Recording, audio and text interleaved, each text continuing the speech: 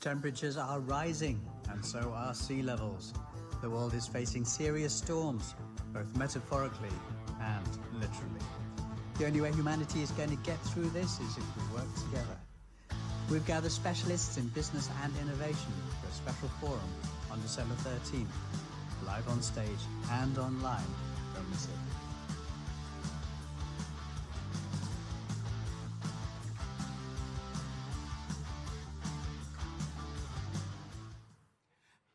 Good afternoon. That's better. Good afternoon, distinguished guests and erudite panelists, and of course, all ladies and gentlemen, and those who are watching. We have, I think, several people online watching. So welcome to Pathways to a Sustainable Future. I'm Nuri Vitachi. I'm the editor of Friday Every Day. And I'm Ella Chu. I'm the one statistic. Here it is. Almost all the countries in the world signed a document called the Paris Agreement in 2015.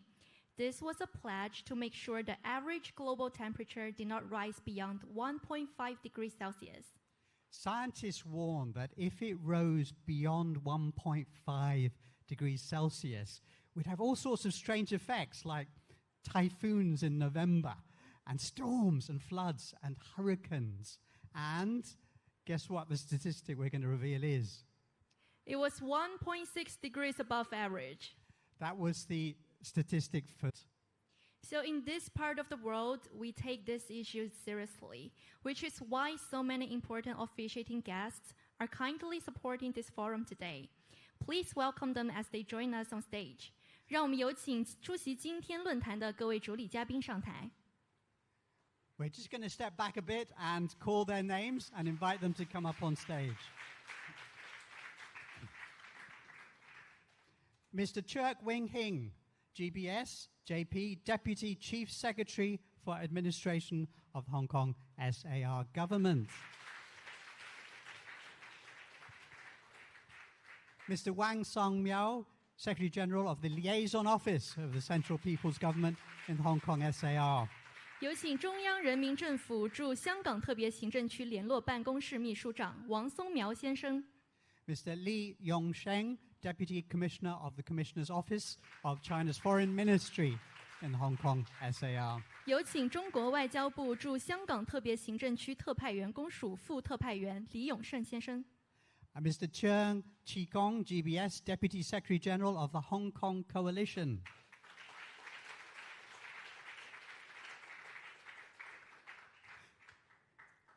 Professor Herman Hu, GBS, JP, Chairman of Friday Culture Limited.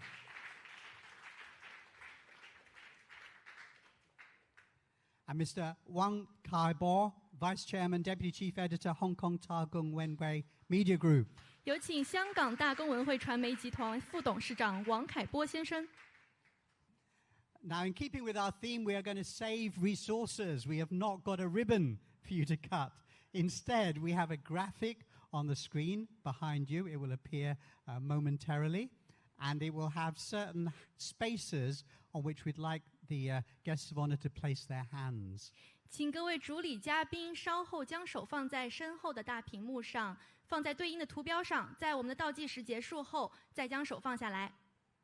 Now, if you turn part way round, you'll see a place to place your hand. And what we're going to do is we're all going to do a countdown, audience as well, from 5. And when we get to 5, please lift your hands.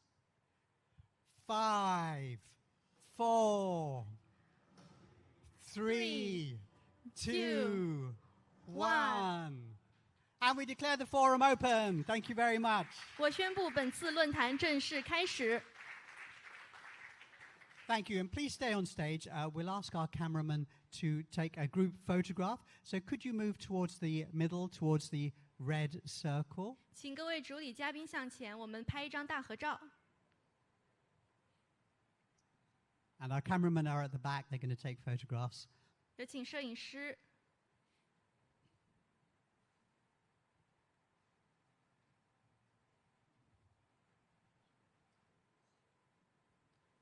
Thank you. Please stay up there for a moment longer. We're going to ask some other guests to join you, co-organizers of this forum. 同时，我们也邀请各位尊贵的嘉宾上台。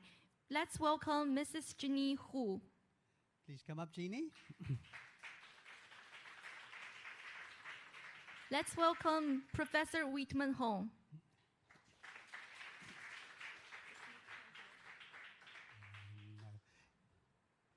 Let's welcome Dr. Henry Ho.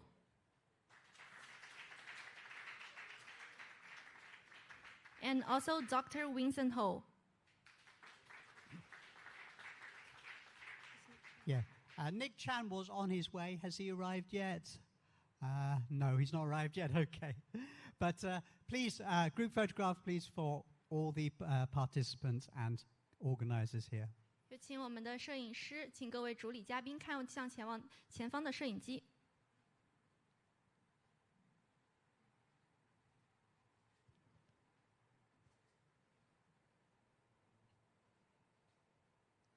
Thank you. You may take your seats, please.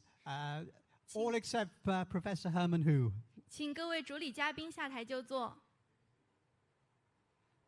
We're going to ask Professor Herman Hu to stay on stage to deliver the opening remarks, and a podium is being delivered as we speak.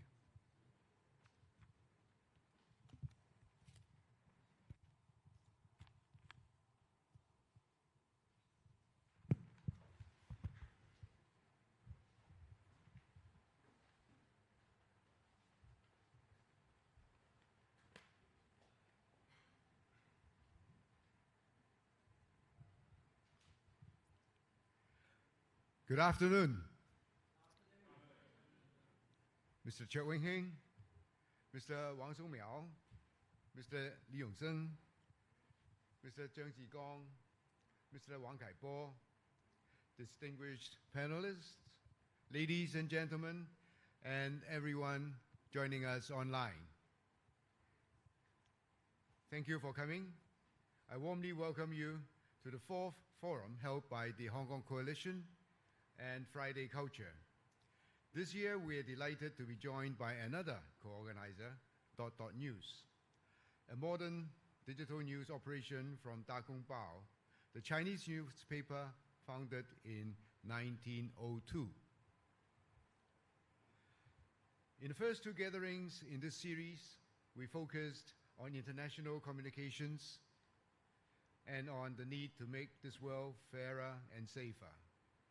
Last year, the foreign theme was called Leading in a Time of Transition, as we detected major changes in everything from business to geopolitics. But climate change kept cropping up as a crucial underlying concern in all areas. What good are all of our achievements if cities are underwater or devastated by hurricanes or methane storms? So this year, we are putting the environment front and center as our main theme. That's why we have our title, Pathways to a Sustainable Future. I won't pretend that there are easy answers to all these challenges. Indeed, scientists worry that humanity has damaged the natural world so badly that it can't be fixed. I respect what they say, but I still have hope. Let me share a story from recent history. In 1963, Chinese scientists warned that the giant panda was in danger of extinction. The government established a reserve for the animal in Sichuan province, and the scientists said it was very difficult, perhaps impossible, to breed them in captivity. Yet, those Chinese scientists won't take no for an answer and kept on working. Results? There are hundreds of giant pandas living with humans, and at least 1,800 of them living wild in the mountains. Scientists have worked out how to breed them and reintroduce them into the wild, and they have been taken off the endangered species list. Hong Kong, we have 6 giant pandas, 2 of them born just a few months ago, right here in Hong Kong. China's national animal is so popular with our residents and tourists in this city that economists even completed or compiled figures for a panda economy. I share this story because it started off with a problem that seemed impossible to solve and ends with people successfully turning the situation around. People are the answer. People like Ms. Meng Liu, a sustainability specialist from the United Nations. She sent us a video message which we will hear shortly. UN participants said last year that the single biggest contributor to enabling countries to achieve the UN most important set of sustainability goals is not UN groups, but the Belt and Road Initiative, which was launched by China 10 years ago. One more story to share. Earlier this year, a research group connected to Bloomberg News was measuring the growth of clean energy around the world. When they got to growth figures for wind power, they noted that the total wind power output for the world was not growing, but falling. Then they got to the data from China and discovered that China has added so many wind farms that it wiped out the entire global shortfall and turned a negative figure into 5% increase. So one community can make a difference. In fact, China had implemented more solar and wind power projects than all other countries put together. It has switched more vehicles to clean energy than all other countries combined. And of course, China is also a leader in reforestation, in battery production, in investment in clean energy R&D, in greening deserts, and so on. A recent report showed that China had managed to cut the cost of solar panels so low that poor people in rural areas of developing countries like Pakistan, they were canceling their electricity contracts and running their homes entirely on Chinese-made solar panels. In October, the International Energy Agency released a report that said China was on target to add more renewable energy capacity in the next 6 years than all of its planet's 200 other countries combined. I can go on, but you get the point. One community can make a difference. You may be asking yourself a question. Why are these facts not more widely known? My answer to that is that they should be. And we're trying to make that happen. I'm here representing Friday Culture, a young media group that creates contents to balance out the rather negative portrayal of our city and our country.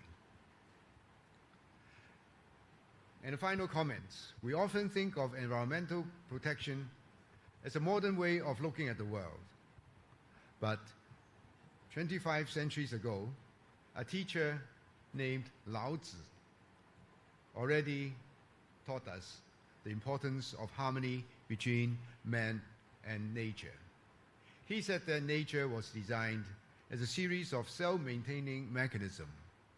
All humanity has to do is make sure they don't stop the miracle from happening. Well, it's always good to listen to the wise, and that's why I look forward to hearing from our Chief Executive, Mr. John Lee, Ms. Meng Liu from the United Nations, and from our panelists this afternoon. Thank you. Hope you enjoy the forum. Thank you, Professor Hu. Hong Kong's Chief Executive, Mr. John Lee, has always been a great supporter of today's forum. And he also made a video message especially for this event. Let's watch the video together. Secretary General Wang Songmiao, Deputy Commissioner Li Yongsheng, Professor Herman Hu, Mr. Zheng Jiguang, Mr. Wang Kaibo, distinguished guests, ladies and gentlemen, good afternoon. I'm pleased to speak to you at the 4th International Forum organized by Friday Culture Limited, the Hong Kong Coalition, and Dot News. You are gathered to discuss a topic of vital importance to Hong Kong and indeed all of humanity: pathways to a sustainable future. The world is faced with accelerated changes not seen in a century. Amid deepening geopolitical tensions, escalating trade disruptions, and increasingly severe environmental challenges, exploring the path to sustainable development has become the responsibility of our generation, as well as a valuable legacy for the generations to come. As one of the top 3 global financial centers, Hong Kong is committed to supporting the cause of sustainability through our strengths in finance. Hong Kong is a leading sustainable finance hub in Asia. Core Climate, the international carbon market launched by the Hong Kong Exchange, is the world's only carbon market to offer Hong Kong dollar and renminbi settlement for the trading of international voluntary carbon credits. The Hong Kong Monetary Authority has unveiled the Sustainable Finance Action Agenda. As detailed in the 8 goals proposed in the Action Agenda, our banks will strive to achieve net zero in their own operations by 2030 and in their financed emissions by 2050. We will also develop Hong Kong into the go-to sustainable financing platform of Asia and beyond, closing talent and knowledge gaps in sustainable finance in the region. The Hong Kong SAR government will launch a roadmap this year on the full adoption of the International Financial Reporting Standards, Sustainability Disclosure Standards, or the ISSB standards. I'm pleased to add that we have already launched the roadmap this week. It underlines our commitment in facilitating sustainable financing and investment for the global agenda of green transition. At the same time, Hong Kong is dedicated to the application of renewable energy and propelling our green and low-carbon transformation. The government will subsidize the taxi trade and franchise bus companies to purchase electric vehicles, as well as the trials of hydrogen fuel cell heavy vehicles. More on green transport. The number of electric vehicles in Hong Kong has increased from about 14,000 5 years ago to over 100,000 now. We will continue to expand the network of charging facilities to ensure that there will be sufficient and convenient charging facilities to meet the needs of various types of electric vehicles. We target to increase the number of public and private parking spaces with charging infrastructure in Hong Kong to about 200,000 by mid-2027. Ladies and gentlemen, Hong Kong will continue on the path of sustainable development and actively seek opportunities for cooperation with partners from home and beyond in addressing the challenges posed by climate change. I believe that by embracing collaboration, we will be able to find forward-thinking solutions and create a better future for Hong Kong and the world. My thanks to the organizers for this important gathering. I trust that today's discussions will inspire more thinking and action, uniting our community in contributing to a sustainable world. I wish you the best of health in the coming year. Thank you very much.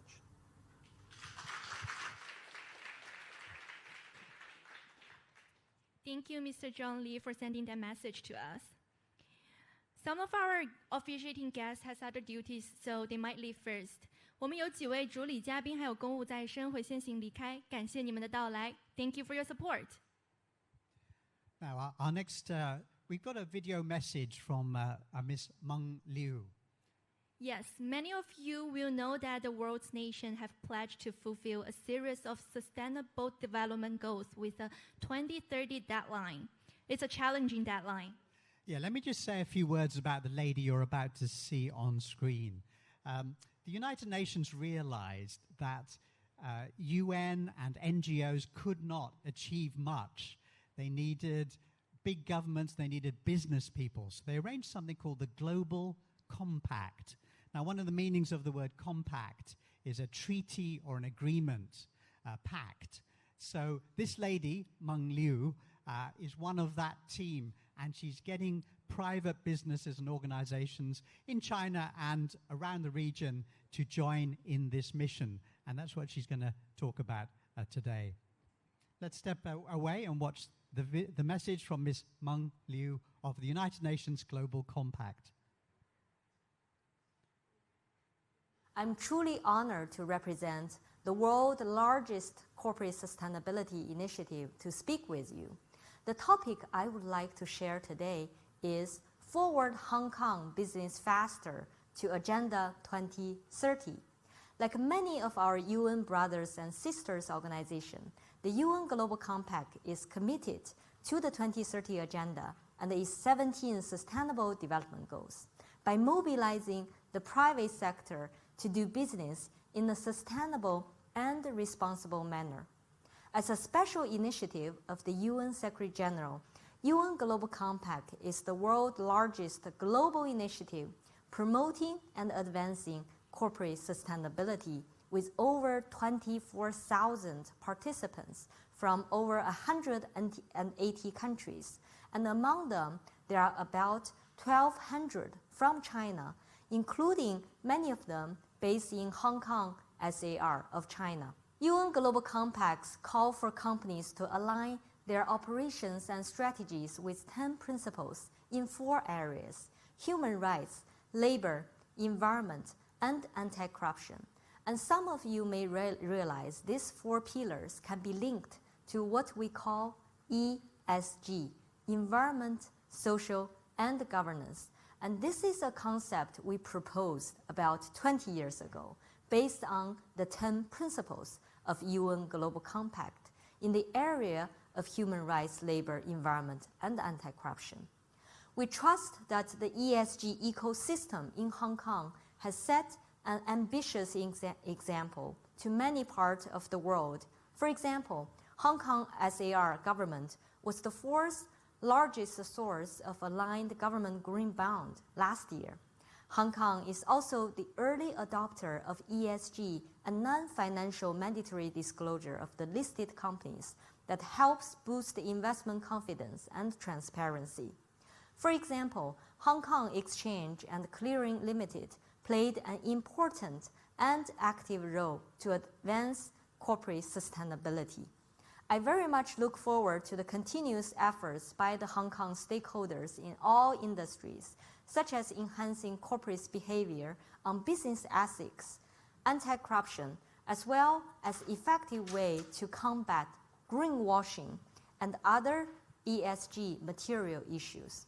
Today, many companies already get the sense of how to integrate ESG into their investment product and operations, as well as governance decision, but may not understand well how to work on it faster or lead to a more extensive impact. The Forward Faster initiative of the UN Global Compact aims to challenge business to raise their ambition levels by taking tangible, measurable, accountable actions in all 5 areas: living wage, gender equality, climate, water, and sustainable finance. Only with the acceleration of all these areas, instead of 1 or 2 of them, can the private sector be sustainable and resilient to the change of business context, policy, and natural environment. I hope the international guidance developed by UN Global Compact can shed light on your sustainability roadmap and target setting, and to accelerate business progress towards 2030 agenda. Here are some questions I'm going to ask. Number one, can we ensure 100% of employees across each organization earning a living wage by 2030? Number two, can we set corporate science-based net zero emissions target in line with a 1.5 Celsius pathway to combat climate change? Number three, can we ensure companies apply equal pay for the work of equal value by 2030 and ensure equal representation, participation, and leadership across all levels of management by 2030? Number four, can we align corporate investment with SDG policies and strategies and set targets, track, and report on the amount and proportion of such SDG investments to the fullest extent possible? Last but not least, can we build water resilience across global operations and supply chains and join hands to achieve collective positive water impact in at least 100 prioritized water-stressed basins by 2030?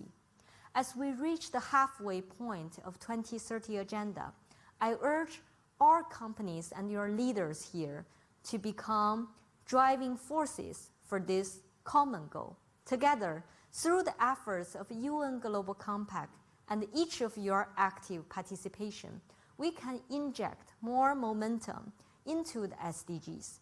Thank you once again to all the leaders and participants today, and I wish today's event a great success and many actions to follow. Thank you.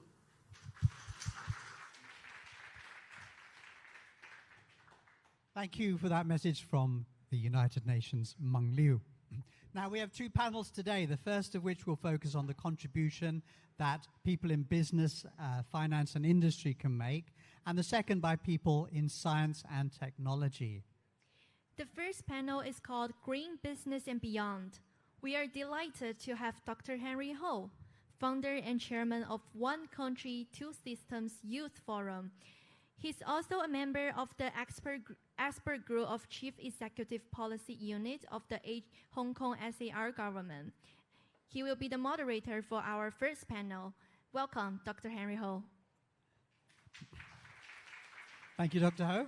And let's also welcome our panelists. First, we have Mr. Johannes Haak, Vice Chair of the European Chamber of Commerce in Hong Kong.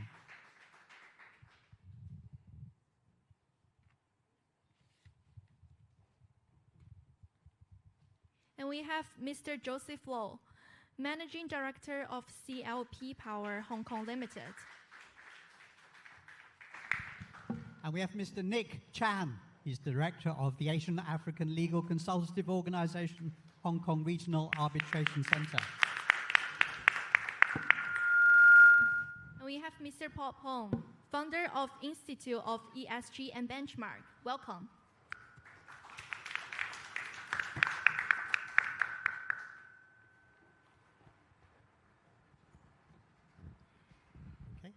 Handing over to Dr. Henry Ho. Hello. I'm glad to moderate this panel. This panel is about green business and beyond. We all know that the world is now facing geopolitical tensions and having global warming and other environmental sustainability issues. And in recent years, Hong Kong has made achievements in green financing and bonding, and we are also introducing renewable energy, green and hydrogen transportation, green buildings, etc. And our goal is to achieve carbon neutrality. In this panel, we are glad to have experts from Europe and Hong Kong here, and they come from finance, power generation, as well as legal sectors. My first question goes to Mr. Johannes Haak. Johannes, you are also the president of the German Chamber of Commerce. Can you share with us what do you think about the role and unique advantages of Europe to boost green businesses and industries in Hong Kong? Thank you very much, Henry. Actually, I'm also, which is maybe more pertinent, the co-chair of the Sustainable Finance Working Group of Eurocham, which is where all the European banks get together to discuss how we can aid Hong Kong in its role here. So I think the first positive message, Hong Kong is already doing quite a lot. It's been mentioned in the keynote speeches. Hong Kong is one of the biggest provider of green bonds. And I looked up, before I came here, I looked up who are the investors in these bonds. And of the bonds that have been issued so far, the biggest investor is an American hedge fund, followed by a German insurance company. So, and then come a number of other fund managers from Europe, from across the world. So Hong Kong, in that sense, is already playing a very important role because it is already truly acting as an international finance center also for green bonds. So I think that's a key positive, and that's something very important. Another thing that was also mentioned is that Hong Kong has now said we will adopt the ISSB, the International Sustainable Standard Sports recommendations on how to report, have made out a pathway for that. I think these are really very good things. In day-to-day life, to make also maybe that comment, I think in Germany, when our green career started, it was initially more sort of a grassroots movement. So people felt, okay, the environment is not so good, we need to do something about the environment. It was very much about the people saying, okay, how do I recycle my paper? How do I recycle my batteries? Things like that. On that level, I think, frankly, in Hong Kong, we still have a little bit of ways to go to ensure that certain things become more embedded in people's minds. I was at a different conference recently where all the water was served in tin cans. And a tin can for water is a very energy inefficient use of energy, so that's not super sustainable. So things like, how do you make sure that events are sustainable? We've heard the chief executive talk about the drive to make the cars more sustainable. Of course, you can think about every conference you have on sustainability. You drive all the participants there in electric vehicles. I think these grassroots things are ones where day to day there is still room for potential. On the high level of finance, I think it's doing very well already. And of course, the role going forward will be to make sure that more money coming out of Europe is deployed in Hong Kong, but also deployed in the mainland, and in the other, particularly important, in the other countries in the ASEAN region, because China is already, of course, very well developed on its pathway.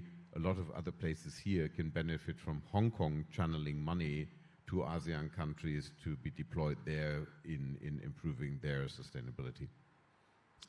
Thank you. So, hi, Joseph.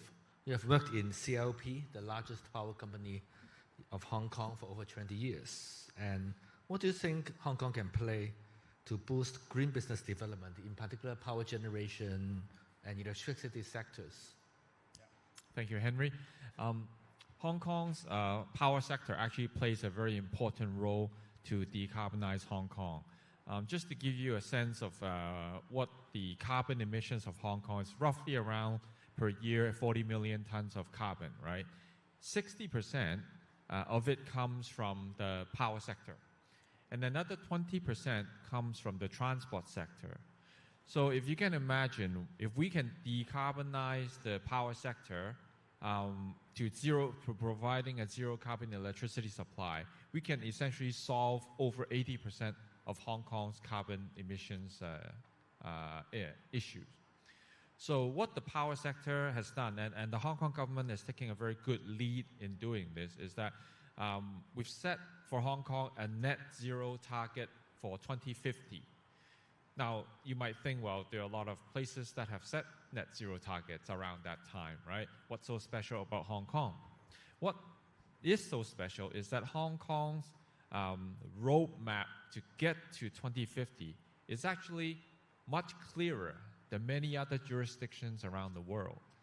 We have an interim target. So this is all set up by the climate action plan published by the government. So not only do we need to get to net zero by 2050, there's an interim target to make sure Hong Kong's carbon emissions are cut by half by 2035, right? And then the roadmap also tells you how we get there, right? We would decarbonize the power sector by having more zero carbon electricity in Hong Kong. more natural gas generation, less coal, more zero carbon imports through regional cooperation.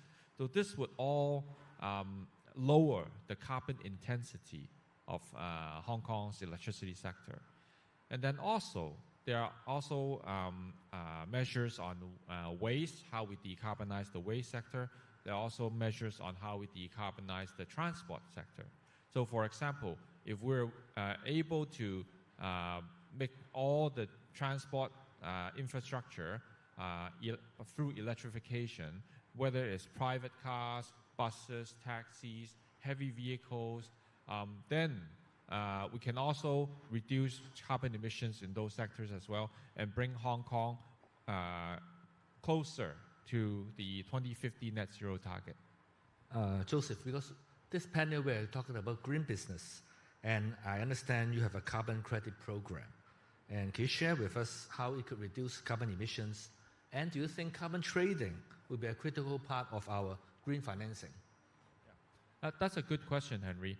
Now, when we're talking about decarbonization, there are usually 4 areas that we advise our customers to pursue in this order. Number 1 is you have to improve your energy efficiency, right? That's the easiest thing and usually the most cost-competitive way of doing things, right? The second is that you try to utilize local zero-carbon or renewable energy that you can, okay?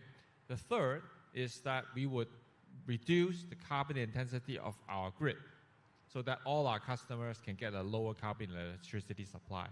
And if all that can be done, there's still a little bit of carbon left, then we go to carbon trading to access carbon credits to offset the remaining credits that we don't have. So we advise our customers to do that. We help them to do all 4 measures. And in the carbon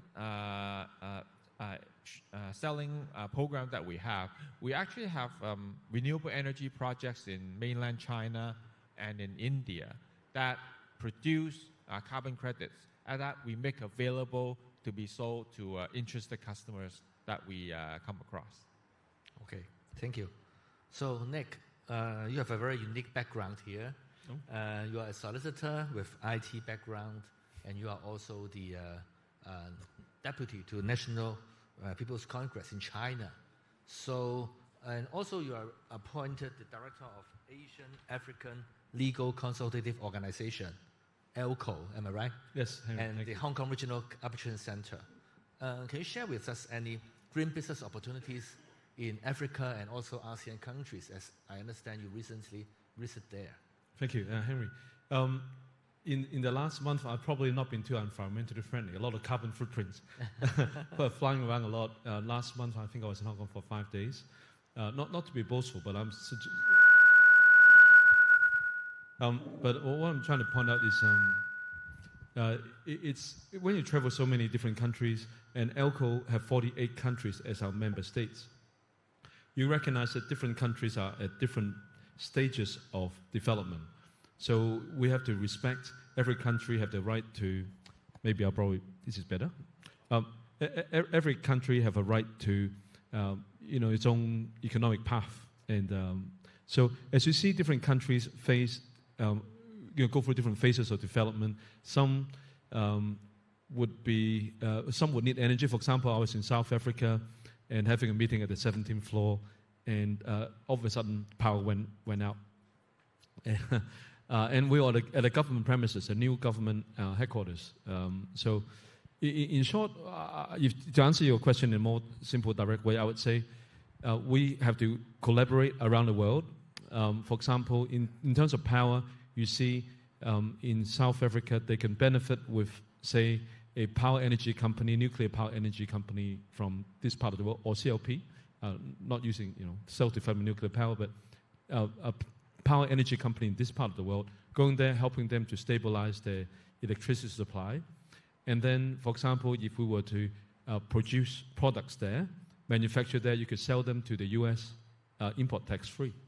If you go to Egypt, where the average salary is $150 US, and a month, You could produce it there and sell to Arab nations. You could sell it to Europe import free. But then that's only part of the equation. Another equation, of course, is we want, as today's theme is pathway to a sustainable future. So to have a more sustainable future, some parts of the world still need to use older forms of energy production, still need to do more manufacturing than others. Some have moved up the supply chain where we do more services than manufacturing. So then we really need an ecosystem with carbon credit trading. And I think Hong Kong have a very, very unique role to play. We are the bridge of Asia and the rest of the world, and particularly as the common law gateway. Our financial center, Hong Kong is the international financial center of the world, but also for our country, China. So if you do carbon credit trading, as Joseph touched on, we have to think about how we do it efficiently, how we open up the market. Joseph talked about, from what I learned from what Joseph just said, I feel that Hong Kong, because we don't do a lot of manufacturing locally, we don't need to use a lot of carbon credits locally. However, this is a great place to do trading. We have a great stock exchange. We have ownership in exchange in London, for example. And when we go to other parts of the world, we talk about dual listing. But a lot of talk is about how China then was one of the first to be part of the Kyoto Protocol, and how in my own practice as a lawyer, I see we've done a lot of work in terms of carbon credit reinsurance out of Hong Kong. And a lot of the purchases are actually from Europe. And it's interesting to note how one of the first investors now in the green bond market is from America, you mentioned. But the Europeans are way ahead of the curve in this. But Hong Kong has so much we could do. With COP29 just happened in Azerbaijan, there's a lot of actionable items that we can do from Hong Kong. And because of our membership in international organizations, such as ELCO through China, we could really help to resolve. As a center, we could do a lot of carbon credit disputes resolution. You have different standards in the world. Who's going to say what are greenwashing, what is not, what is CCER, what is voluntary, what's not, what counts, what doesn't. And I think it's an amazing opportunity. I think this session conference is very timely. Thank you. Thank you. ELCO involves 48 countries, right, in Asia and Africa. Yes. And I understand representing 1/3 of the world population. So there's a huge market there, although it's developing countries. How do you see the potential and also the challenges of developing green business there, in particular for China's investment over there? I think there are plenty of opportunity. As I visit these countries, sometimes with the government, sometimes as ELCO ourselves, meeting with ministers, a lot of the request is, can you license to us Chinese technology? Because of geopolitics, they probably don't want to so much rely on a particular Western country. So they would prefer to have a more collegial sort of approach to this. So they want to license from us. They also want, a lot of them fully embrace the Belt and Road Initiative. 48 countries, 95%, basically 47, are fully embracing of the Belt and Road Initiative. So trading is the lifeline for a lot of economies. So when people do trade, they're going to leave carbon footprint when they manufacture. As China is the #1 trading partner with 120 countries out of 193 countries, so a lot of trade happens. And when you trade, how do you move the products? And with Belt and Road, with the Sea Road now, and also the harmonization of standards for railway tracks, that we're moving more goods inland as well. But you see a lot of opportunities where people are saying, can you come and do manufacturing because you're so efficient? From the other countries, they're saying their average labor cost, it's a lot lower than other parts of the world, including China. In China, since 2009, our average labor costs have increased and not the lowest anymore. So they would really want us to move our factories, our things there to produce, and have way to move the products, take advantage of trade relations that they enjoy. And they would want to then, I think a key way to capture, a lot of carbon credits are produced through manufacturing. By reducing carbon emission from manufacturing, from energy production, manufacturing, refining of minerals and so on, if you give them good technology, maybe Hong Kong could be a good place to help them. You know, we are saying in Hong Kong, no money, no talk. Right? But money isn't the most important, but without money, you can't do very much. So if you can do some financing in Hong Kong, help them get the technology they need, improve their manufacturing, make it more efficient, more energy sustainable, environmentally sustainable, then you can create carbon credits, then you could measure, you could put on the exchange in Hong Kong or elsewhere, you could sell and trade. The carbon exchange market today in mainland China, it's dwarfs Hong Kong, it's so much bigger. But it's more domestic market. So how can we link the domestic market through Hong Kong to the international market investors through maybe Carbon Connect into the Chinese market? That's a lot that can be done, and this is an opportune time to do it. Thank you, Nick. Thank you. Last but not least, we have Mr. Paul Pong. Paul is a renowned, financial expert in this city. Many of you may see him in the TV, advising investors and all the institutions. And I know you are involved in fund management and advocate for good ESG practices for many years. Can you share with us your own experience and how to persuade local businesses that ESG is not just PR, but it will make good financial returns? First of all, ESG is very hot at the present moment due to the climate change and also regulatory change and also the global focus change. Firstly, I would like to say that embracing ESG can lead to cost saving. And then in the long term, if not, the earlier you act, actually, the better you can gain more support from the government, banks, the ESG corporate support, or others to transform into green business, but with less compliance costs. This is very important. In contrast, the government offer some of the support like they call the Green and Sustainable FinTech Proof of Concept Funding Support Scheme grant. It depends on your project. Hong Kong from 150,000 Hong Kong dollar to the approved project or more. So this is very good. If we act now, we can catch this opportunity and thereby reduce our entry costs. All the above is called the first mover advantage. Second, apart from the government, I think a lot of banks, like the Hang Seng Bank and the other corporation, like Hang Seng Bank, they have provide a called Sustainable Development Financing Fund of up to Hong Kong 80 billion to assist all the enterprise in implementing green transition. So, furthermore, for example, Tang Gas, I do not know whether China might have, and HSBC cooperate to offer low interest to all the Tang Gas suppliers. And I think this is important to implement, for them to implement the green transformation. The more the carbon reduction, the lower the rate, interest rate. The faster you react to USD, the easier and earlier you can succeed.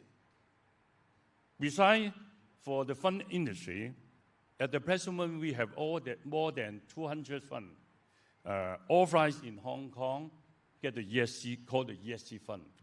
They have about the AUM, about US dollar, 169 billion US dollar, sitting there to invest in the ESG company. The better USD you have, the more money you get from the fund management industry. Not just the fund, like pension fund, some other special fund, or we call the social enterprise fund, and some of the fund, they are specialized on the ESG. So you get all the money from these fund managers. And this is very good. That means you get higher variation, better liquidity, and also if you issue the bond or equity, then you can get better pricing. This is very important. So if the company in good ESG rating and all this, the government and all the stakeholders will love this company and their corporate service or even product. So in turn, they will secure a lot of good profit for the shareholder as well as for the company. So I think for all this, I think a lot of companies would like to be the first mover to be the good ESG rating company. Thank you, Paul. Next, I want to talk about green business talents. We all know top-notch talents are hunted by countries all over the world. And Hong Kong is recently positioned by the central government as a high-end international talents hub. So I want to ask Johannes. So we know Hong Kong has a lot of talent pass scheme already. For example, if you have annual salary over 2.5 million Hong Kong dollars, or you graduated from QS 100 universities, you are welcome to come to Hong Kong and find a job. Before, you need to find a job first, which is not that easy, and then you get a visa. But now you can come to Hong Kong for like 3 years. So if you are a technology or financial talent in Europe, what factors would you consider whether to live or work in Hong Kong? Thank you. I think one factor that a lot of people consider, so I work in a bank full time, and we have a lot of interns who come here from Europe, who come here from the German universities that are also part of that top talent scheme. In the first instance, everyone obviously who comes to Hong Kong loves it. This is a great place to live, it's a great place to hike, it's a great place to eat. We all know it's just a fantastic place to be. One issue that is, I think, adding a little bit of complexity, and where this forum is actually very helpful, is language. I think it's fair to say that Putonghua, like Cantonese, is not an easy language. And it is. I tried when I came to Hong Kong to learn Cantonese. I did not succeed. Holan, I think it's very difficult. And so language, I think, is an area where Hong Kong will need to increase or sustain its efforts to make sure that English remains the language that is spoken in financial institutions. Because the feedback I get from those students who have applied in Hong Kong is that their talent is very welcome, but the language skills are an issue, that there is more demand for Putonghua speaking people than for English speaking people. I think that is an area where maybe not a quota, but a sensitivity to this issue would be welcome.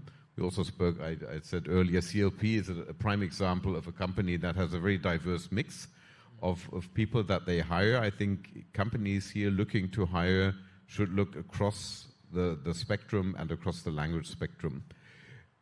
Because except for that, obviously Hong Kong does offer a lot beside the good living that you have here. This will be over time the place where really, with the taxonomies aligning from mainland China and the EU and being aligned here in Hong Kong, there will be huge space to make this the prime place where you channel investment into the funds that are here already, into additional ones. Again, not simply for the mainland, but most importantly also for all the other countries in the region.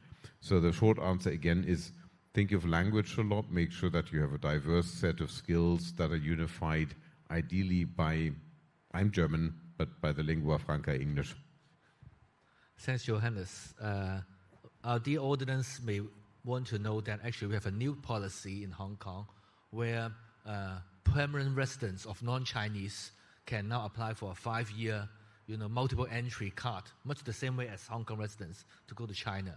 And I think that's also very attractive to foreigners thinking about moving to Hong Kong. Paul, so you have done many ESG training. Do you think we have enough ESG professionals? And if not, how can we attract more to really fulfill the demand of this booming business? I think at the present moment, I think we do not have enough ESG talent at the present moment. Because, first of all, I think all the listed companies, more than 2,000 in Hong Kong, they all need the ESG professional. But suddenly, we do not have that kind of supply.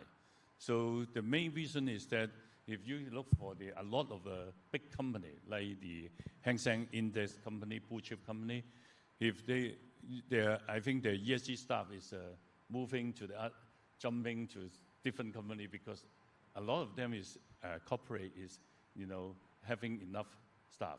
So a lot of it is hunt from the others. Okay. So I think the easier way is to train themselves, and actually at the present moment with the support of the government, there are a lot of schemes that to encourage and also subsidies the individual as well as the corporate to cultivate their staff to study the professional designation. Like, for example, we have the CESGP, Certified ESG Professional.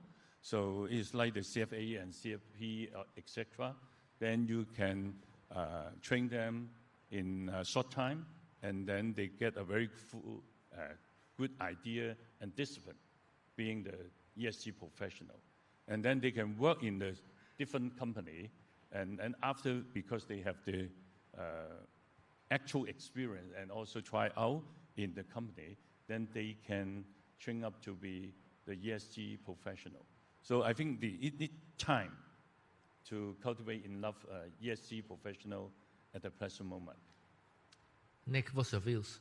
You are our deputy to the National People's Congress, right? And you have a lot of opportunities talking to the central government officials. So how can we attract more international talents? I think you need to build a bigger market. But as I mentioned earlier, if we properly serve out our role as the bridge between China and the rest of the world, in this case, particularly to Europe, I think the opportunity, the market is immense. Hong Kong have 5 of the top 100 universities in the world. We have, and this is a record. No other city has that. But in terms of what we should do, not only should we build talents locally, but we should export talents to the rest of the Belt and Road jurisdictions, rest of the global south. Today, I think we need to work more on the standards, harmonization of standards between Europe and China, because both are huge markets. And China in particular, I think in 2021, we produce 1/3 of the world's CO2. And in a few years, apart from the 30-60 plan we have, right, carbon peak by 2030, what we're trying to do is to merge the markets and reduce the uncertainty. We have to unlock the value I think we have today. And in China, as we move from just making mandatory for power energy companies to be part of the carbon credit, compulsory system, CCR, we're going to move on to steel, aluminium as well. So the market's going to grow, and naturally, if Hong Kong take advantage of the opportunity and also to serve its role, because the financial market in mainland China isn't as open as Hong Kong is. So when you do this trading, if you open it up and through, as I mentioned just now, Carbon Connect, I think we can afford to train a lot more people and naturally attract a lot of people here. Technology, I think, is also key. You talk about national policy. National policy is to use innovation to drive growth. And green tech, and in a lot of what we do now, carbon credit, you need a trusted blockchain. And Hong Kong being a great place to develop Web 3.0, a lot of these different technologies, and the work I know people do here at China Resources, I think we are well placed to attract a lot of talents to do a good job, not just for Hong Kong and our nation, but for the world. Thanks, Nick. Thank you. How about Joseph? What's your take? How to attract or nurture more energy talents?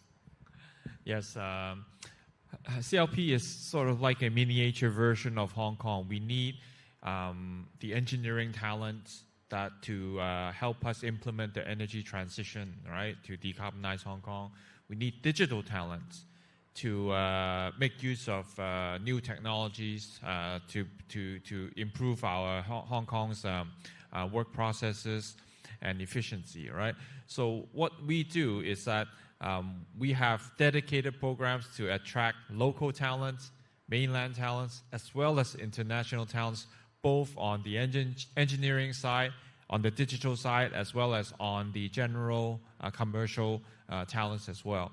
So we have, I think one word is agility. We just need to be very agile. We need to be out there explaining what Hong Kong is like in real life, what the attractions of working and staying in Hong Kong is, and what the opportunities are, and the meaningful career that they can develop in Hong Kong. I think those are all part of what we all should be doing, is to tell, not just tell the good Hong Kong story, is to tell the good Hong Kong future story as well. Because Hong Kong, there's a lot of work to be done in decarbonizing Hong Kong and building a better city. And there's exciting projects that we have, and people would enjoy that career to be part of that exciting journey. Thank you, Joseph. Next, I want to talk about Belt and Road Initiative. And the first question I also like to ask Joseph, because CLP, your operations not only in Hong Kong, right? You have India, and also we know that energy supply, energy infrastructure form a very important part of the Belt and Road Initiative. Can you share with us some experience?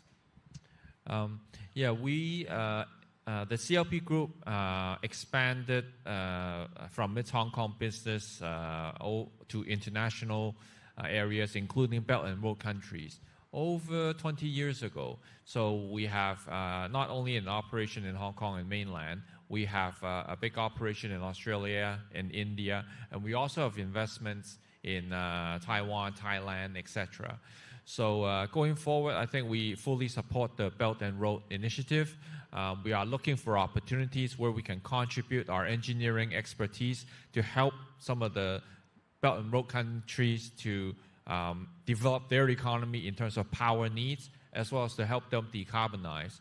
So, for example, we have a solar farm that we've developed in Thailand, right? We done that a few years ago. We also recently are partnering in going to Laos to develop renewable energy resources to hopefully bring it back to other Southeast Asia countries or even back to mainland. So these are some of the projects that we're actively pursuing, and we hope to contribute to their economic development as well as their decarbonization efforts as well.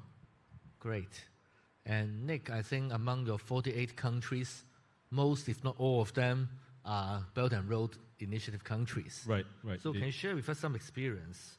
How do you promote BRI, and also in particular for the dispute resolution of infrastructure projects? I think there are numerous, right? How do you promote and work on that? Well, I mean, as we enter the so-called golden decade of the Belt and Road Initiative, second 10 years, I think the focus is now not just on the traditional infrastructure, but also on the digital highway, digital infrastructure, digital services, and so on and so forth. But even that, even if you look at the crypto world, it's not very environmentally friendly. So how do you build better data centers? There's a lot of experience sharing that people can do, knowledge sharing, technology sharing we could do. But if you talk about more the traditional, some countries are particular well placed to produce solar power because they just have a lot more sun. Some places have a lot more wind. There's just nothing around it, and they also have wind farms on the sea and so on. But from some of the visits we've done, some of the studies we've done, but I'm no expert compared to Joseph here. But if you produce it, you need a cost-efficient way to store it and then to use it, to call it up. And it's not environmentally friendly, particularly sometimes. So then what we're learning, from what I learned, then what I'm trying to do is, when you find these places that can produce energy, you can't bring the energy to the factories, then you bring the factories to the energy. In some ways, in mainland China, we have done this model a fair bit in a lot of different provinces. And we were sharing that experience with other parts of the world. And they really appreciate if we could do financing in Hong Kong, get the manufacturing over there, and our efficiency, Chinese speed, right, get things done. So in terms of disputes resolution, if I may, Any examples to share? Plenty. Arbitration. Well, arbitration, you have to be confidential in particular cases. Okay. But he's trying to trick me. Oh, no, don't lose my license over this. No, I'm kidding. But essentially, if you want to do cross-border international infrastructure projects, therefore big dollar projects, you need to find a way to be able to resolve the dispute fairly and then to enforce the decision fairly. And so today we have something called the New York Convention. Well, first of all, let's say if you sign a contract with a U.S. company, just pick anyone, but U.S. company, and when you negotiate a contract, they might say they insist on using U.S. law, U.S. courts, because they're familiar, only because they're familiar with it, presumably, and you want to insist on your own. And either side that one and put your own law in or your own courts in to the contract. At the end of the day, though, is that judgment enforceable in any way apart from your own jurisdiction? Chances are no. I was told the U.S. court judgments are not enforceable anywhere in the world. Shouldn't say that. I would say there's no bilateral agreement. Or you could say maybe even Canada probably doesn't just listen to what the courts in another country says, for example. So what you do then is do arbitration. Arbitration have this thing called the New York Convention, was signed in New York, I think in 1958. By now, we have about 172, 73 countries that are part of the New York Convention. So if you resolve disputes, including infrastructure disputes, by arbitration, based on the New York Convention, in theory, you can enforce it in other New York Convention states. However, there's no superarching body that supervises the enforcement. Now, the beauty comes with ALCO, Asia African Legal Consultative Organization, established in 1956, and since the 1970s, we have 6 regional centers. 3 years ago, President Xi Jinping put it to the 47 member states and say, can we put one up in this part of the world, Hong Kong, China? And that was established. So with this organization, most of the staff are diplomats, seconded from the 48 countries. So now, for once, we have a superarching international intergovernmental organization that could help to enforce awards. And therefore, you don't get burned one time, you don't do business again. But that's particularly useful in big infrastructure projects, big projects. A lot of the mega power projects are mega in dollar sign, and therefore need disputes. And Edmund's an expert in that. But anyway, so I think there are plenty of, we can cite a lot of investor-state disputes. If you invest in another country, that's called, if you have a problem, that's an investor and state dispute. So it's a private organization against a local government. Do you feel lucky when you go to the courts in that country to try to win? But then you have this international body again, such as ALCO, and we're the only international organization in Hong Kong of this kind, where what's unique for the Belt and Road jurisdictions? I mean, China, of course, is a major proponent of the Belt and Road initiative, but this is the only place, perhaps in the world, outside of mainland China, where if you started an arbitration with the organization, with help from the organization, you name us at the center, you can immediately go to Chinese courts and ask to freeze the assets and the evidence in mainland China. Otherwise, you go to Singapore, you go to London, for example, you have to wait for the arbitration decision, the award to come out, maybe in 18 months or more. Then you try and look for the evidence, you try and look for the assets to enforce against. It's a little bit hard, so therefore this is a neutral ground. This is a well-known brand. Hong Kong is a well-known brand. ALCO is also a well-known brand along the 48 countries. So we don't see as giving anyone unfair advantage. We see as giving everyone a fair ground where if you sign up to it, you mean it, and it should be enforceable. Thank you, Henry. Thank you, Nick. Thank you. And Paul, you are a fund manager, right? And you invest over the world, including Belt and Road nations, Belt and Road Initiative nations. So what do you think the investment prospects of those countries, in particular the green business, green development? I think the opportunities is very great. For example, I have the experience going to Africa. Okay. So for them, you can see that the telecommunication company is very profitable because the mobile phone is very popular. I think with that, I think we can use now Hong Kong has the infrastructure besides the common law and all this. Then we have all the virtual asset infrastructure in place. I think we can tokenize and also from the real asset to digitalize using the mobile phone to trade and to collect all the money from very small to large amount. So in actual Africa, the microfinancing is very popular at that time. And I think we can use the SDO or tokenize to raise a lot of money and actually invest in those hard assets. Because most of the Belt and Road, I think the product and all this is a hard asset. I think this is very good. And at the present moment, Hong Kong Bank is already, they changed the goal into digitize the gold. So I think the gold can be like the digitized and then use as USDC or what and then use a Web2 or Web3 to trade. I think the Belt and Road people can learn faster than that because they have the mobile phone, they have no burden, they can learn faster in the new way of dealing material investment and also trading I think the investment. Kind of last even mover if it's a hard advantage. asset. Yes. Okay, thank you, Paul. Well, in the past 40 minutes or so, we started from Europe to Africa, ASEAN, and Belt and Road.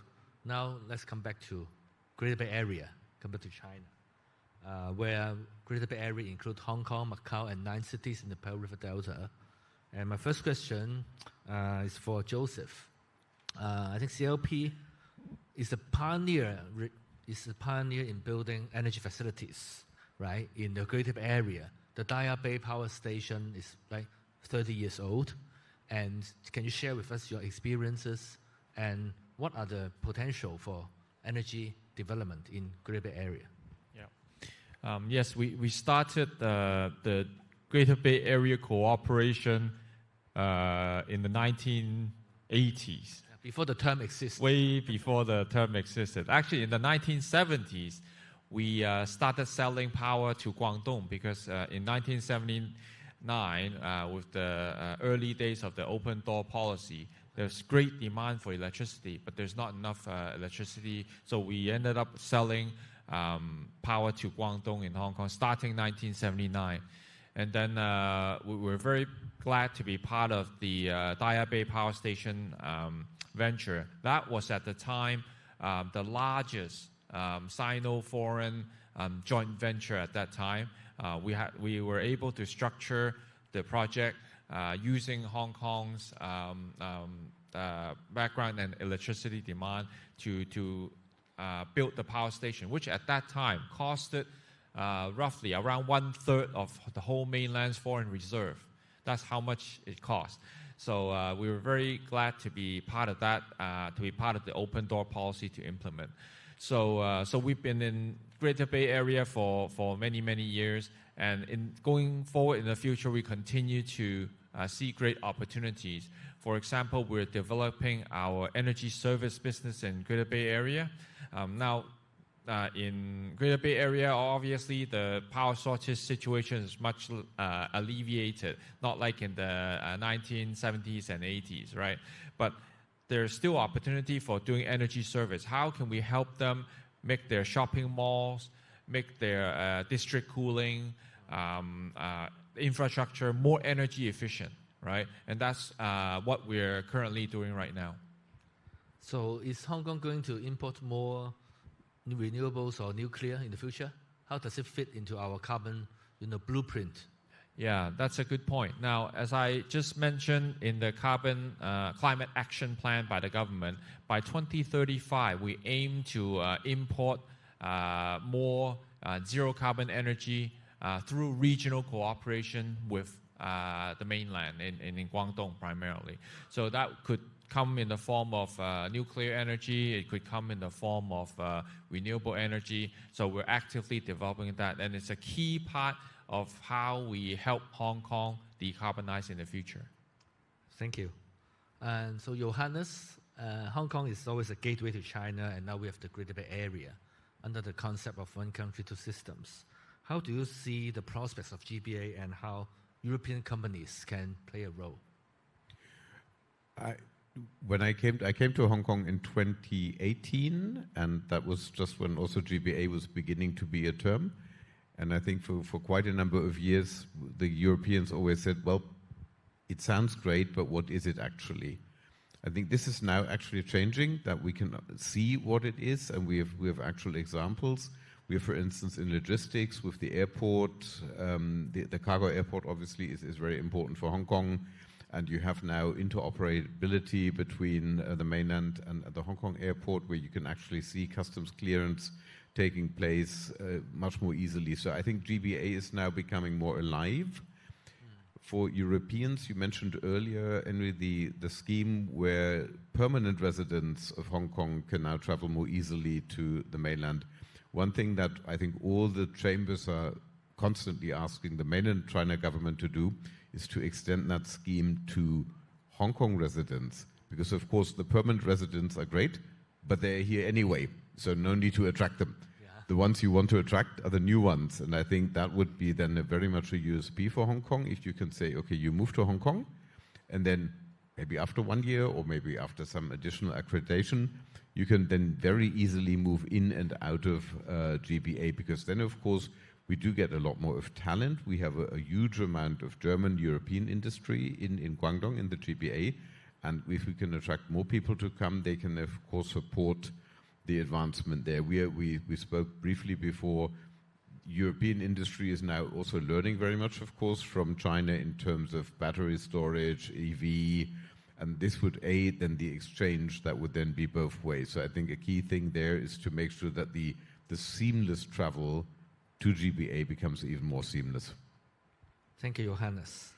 And Paul, what's your views on GBA? Are you worried about the US tariffs? It's coming, right?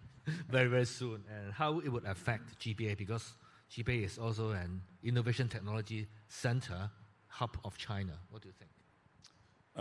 I think the terrorists, I think Trump is over-accurate, because I think they call 60%, I think it's too much. Because I think one ping pong for the US is the inflation. If they increase 60%, I think the inflation in US will be very high. So there's no chance for US to lower the interest rate next year. So I think Trump will not do that, I think. Secondly, I think US consumer will actually suffer from that. So I don't think the situation is so worse as everyone expected. I'm a little bit optimistic. And secondly, I think for the mainland, especially the GBA, I think the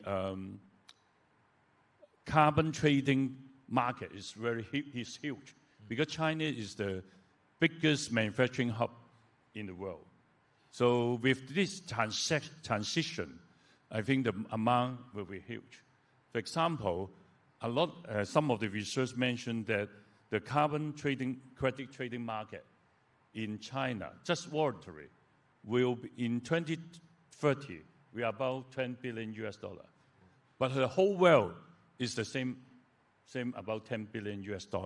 So you can see the potential. And secondly, a lot of companies like the BYD and all this, they do not have enjoy the same treatment of the Tesla.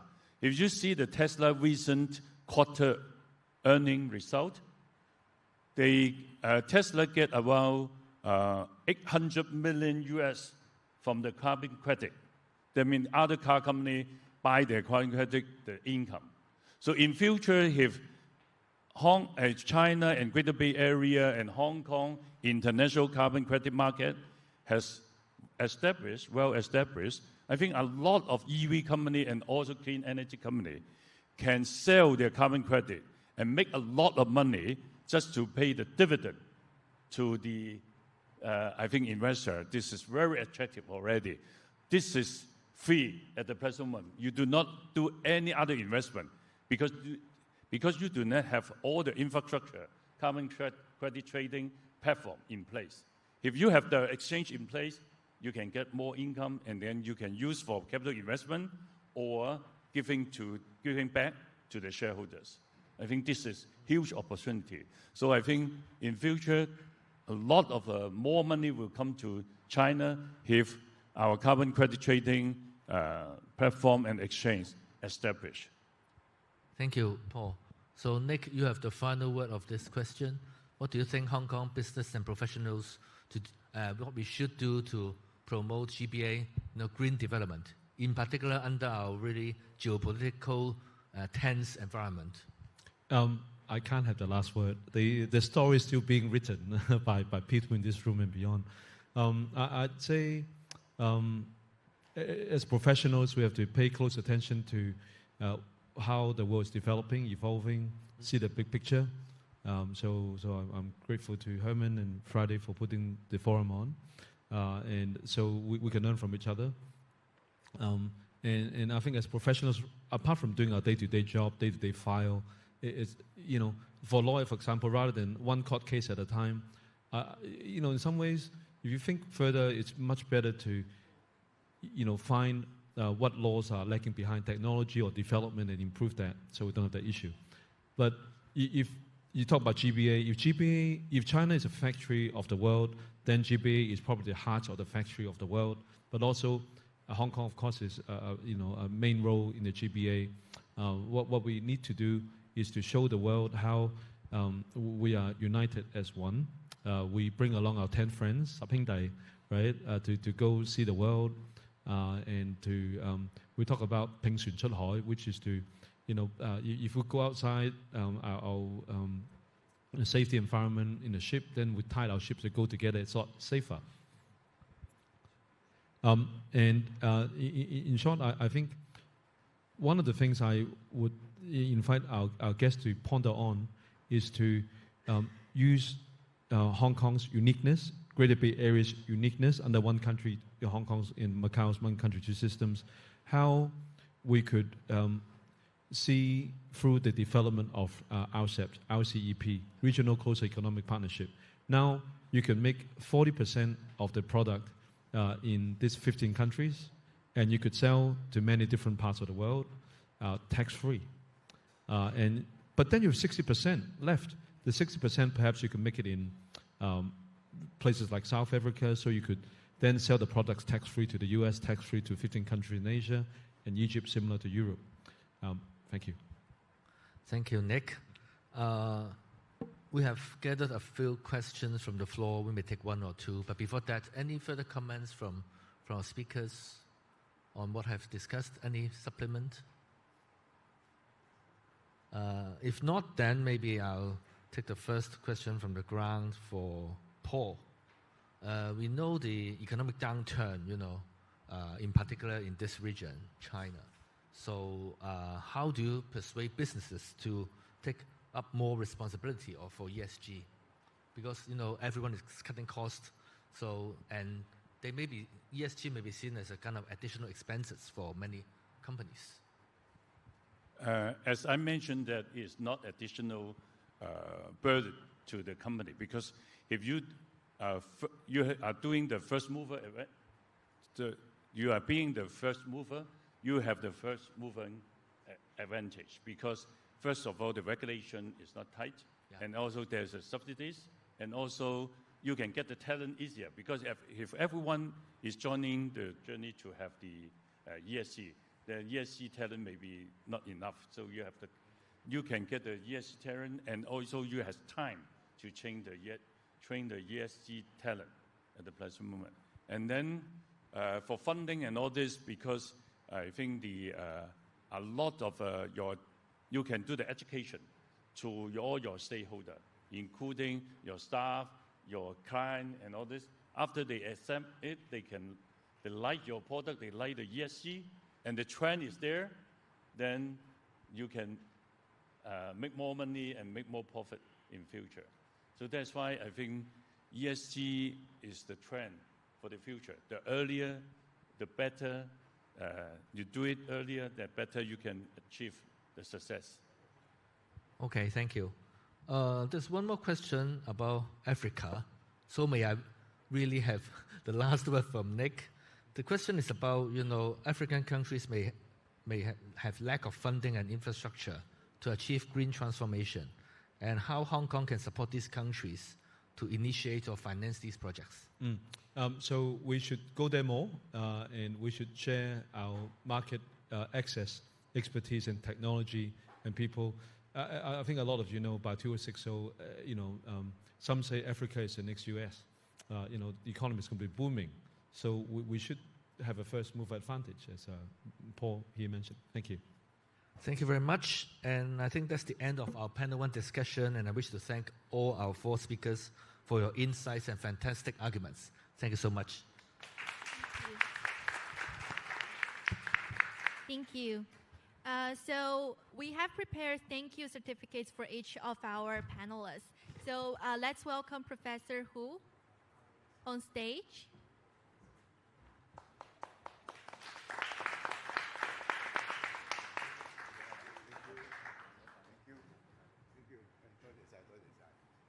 Professor Hu will hand out certificates to our panelists, Johannes Hack, Nick Chan, Joseph Law, and Paul Pong.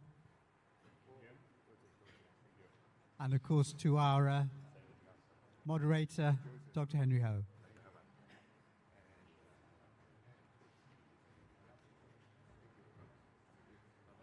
Okay, guys, how about a group photograph? Let's step forward. Nothing happens in Hong Kong without a group photograph. Picture it didn't happen.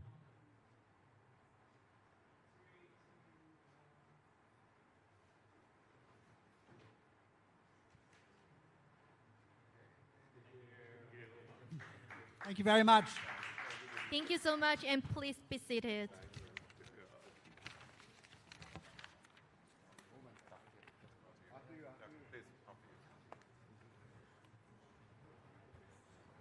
And now we have a little treat for all of us now. We talk a lot about the importance of the environment, but seeing is believing, right? Okay, now one of the panelists in the next session has made an amazing video. He commissioned the top filmmakers in Hong Kong to capture the environment of Hong Kong. And it's just about to be launched, this film. We've got a little snippet of it, just 3 minutes. And we're going to project it big. You'll miss the bottom few inches, but I think it's really worth seeing from Dr. Samuel Choi. So please sit back for a moment and see just what we have to protect in Hong Kong.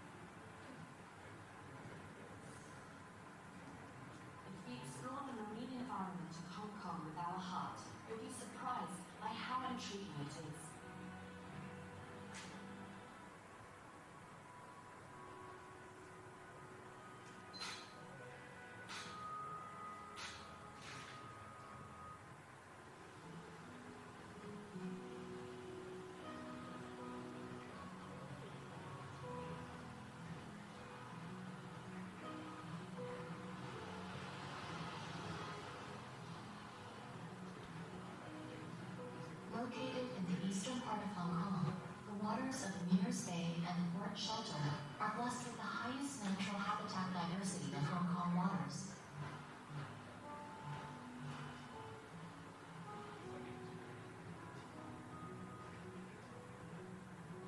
Take a stroll along the Maclehose Trail and High Island Geo-Trail. Get to the UNESCO Global Geopark and enjoy the geo-wonders crafted by the ocean and volcanic activities. Whether you go there for field studies or guided eco-tours, you will find this nature education journey nourishing. Only if we learn how to appreciate that will we cherish nature. The sea is the epitome of Hong Kong.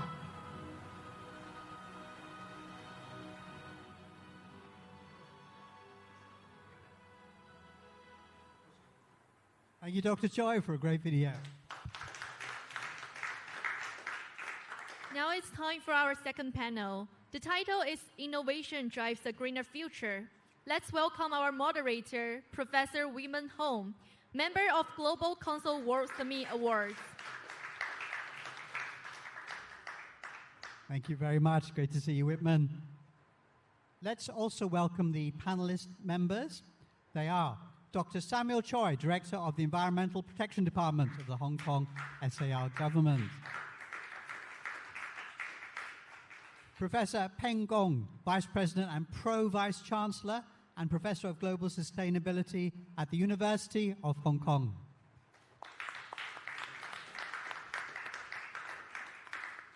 And let's also welcome Professor Michael Yang, Senior Vice President at the City University of Hong Kong.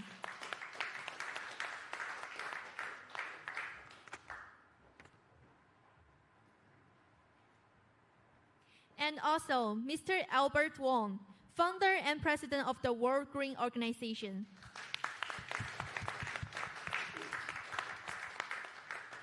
Thank you very much. We'll hand me over to Dr. Whitman Hong. Thank you, Nuri. Please sit down. First of all, I'm very glad, very honored to be a moderator with such distinguished speakers. And before we start, I first want to congratulate my dear friend, Professor Michael Yang, who has just been admitted to the 2024 National Academy of Inventors of the United States as a fellow. Congratulations. So we just seen a very beautiful video, and today we also have a very good weather, but we're going to come here and talk about climate change.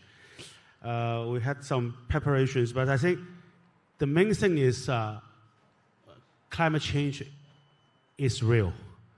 Right? This year we have a typhoon in November. I grew up in Hong Kong. I never remember we had a typhoon number 8 in November before. So it's real, but what can we do? I mean, we all know that in addition to a greener lifestyle and consumption practices, technology plays a very important role in migrating to a more sustainable economy. So, and that's why our panel will focus on this. I'll first start with the orient of technology universities.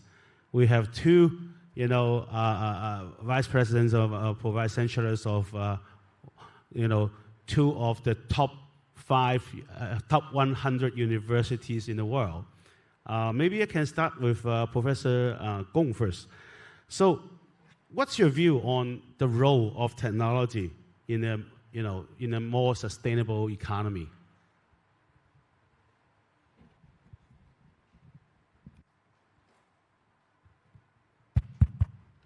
Well, thank you very much for this opportunity and for the question. So technology plays a transformative role in accelerating our transition to a sustainable economy. It allows us to monitor environmental change, reduce emission, and build resilience against climate impacts.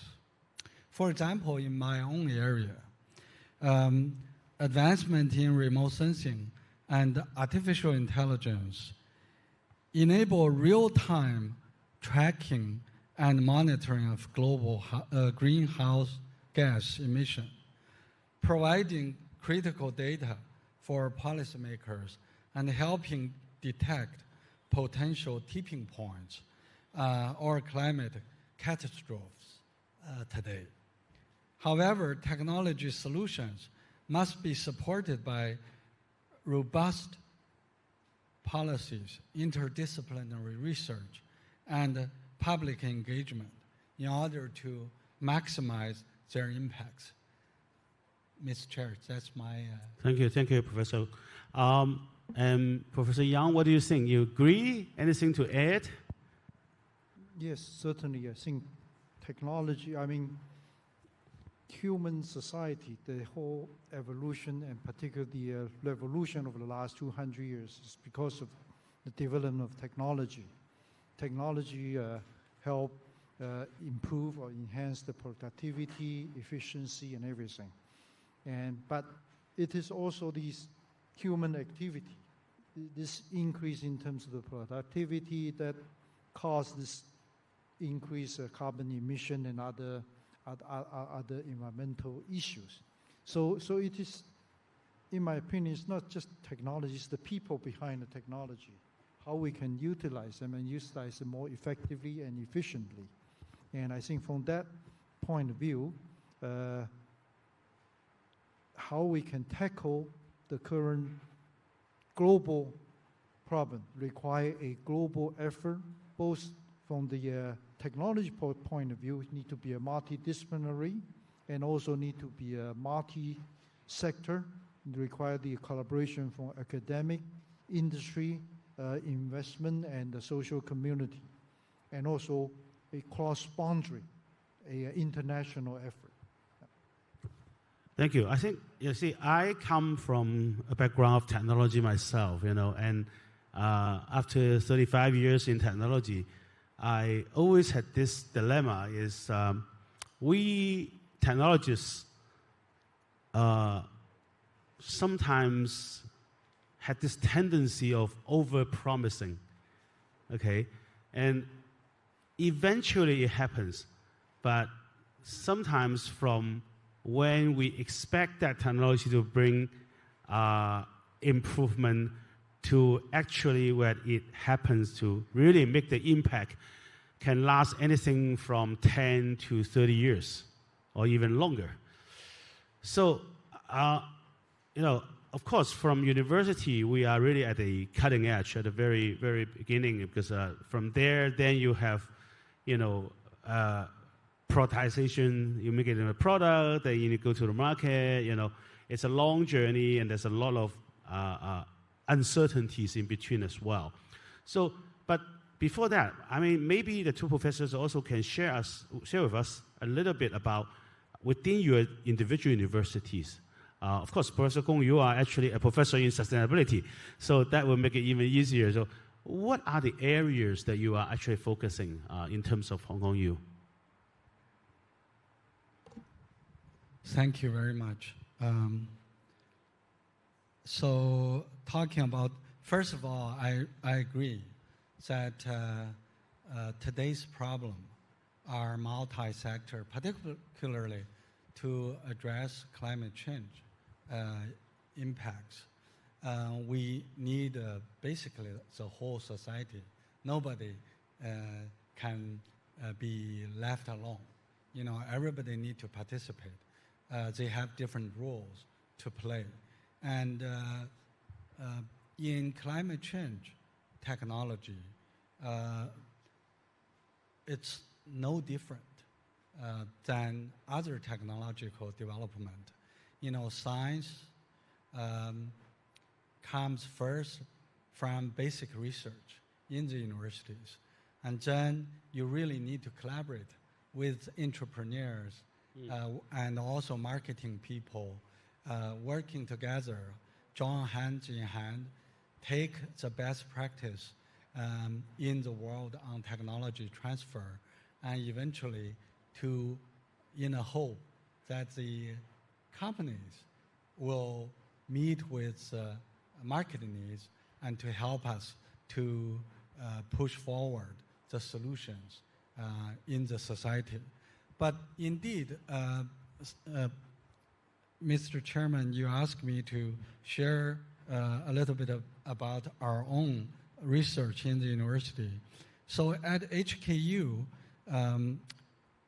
for example, we built an Institute for Climate and Carbon Neutrality.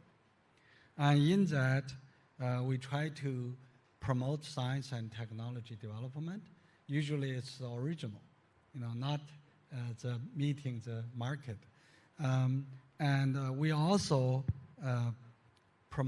build basically a platform for people, politicians, community leaders, NGOs, general public, and also scientists and engineers to exchange, to work together, to inspire each other, and hopefully that we will be able to come up with more practical solutions to the society. And the last one we are doing in the Institute is actually to promote teaching. So we set up various kind of programs at different level, master's level, basically a whole program, and also teaching in the undergraduate. We also send professors to the high school, kindergarten, and preliminary school for various kind of extension. So those are the three aspects that we are doing. But on the technological side, we do, like what I mentioned, greenhouse gas emission monitoring, not only carbon dioxide, but also methane. So we have formed a team. Just like Professor Yang said, we're not really restricted to just the University of Hong Kong. We collaborate locally with other universities. We also collaborate internationally with different scientists and engineers to do research on this aspect of greenhouse gas emission monitoring. And second, we do green hydrogen solutions. We develop that in our chemistry and also mechanical engineering. We have professors working on that. Not only that, we also have professors working on the energy storage, aspect. And third is to build energy efficiency construction, houses. So that's our school faculty of architecture and also our real estate and construction management faculty members are actively working in those areas. So those are the kind of areas that we work in our university. Thank you, Professor Kong. I think it's glad to know that you are, on top of what you're doing in the research side, you're also doing the teaching and promoting in all the way to kindergarten. That's actually the first time I heard about this. And then Professor Yang, talk about, I have to declare interest. I'm a young faculty member of the College of Business of CTU, so he's my boss. Thank you, Whitman. I think I agree with you. I think for technology people, we always tend to overestimate the promise of a new technology and underestimate the potential side effect or adverse effect of technology. I mean, taking AI as an example, right? Right now, everybody's talking about AI and everything, but one implication is the energy they require to run all these big models. And imagine that if everybody is using that, that would be tremendous. And what kind of effect on the sustainability? Now, from the research and development perspective, there are certainly a lot of things that we can do. Universities, together with the industry and the community, can work with. Now, in CTU, we have realized this issue as a critical global challenge. And so we have set up a school of energy and environment a number of years ago, because we believe that the issue of climate change the environmental impact is closely related with the energy. Now, I just give one example of the research coming out from that school. One of our professors is studying the ecology, studying how insects, particularly insects, survive in the Sahara Desert. The desert can have a surface temperature of 60, 70 degrees, but they are organisms, insects, they can live there. And so with further study, they find out that actually the insect has developed throughout maybe millions of years of evolution, some kind of a surface, the shell, that has some kind of narrow structure that can deflect the infrared, the heat from their surface.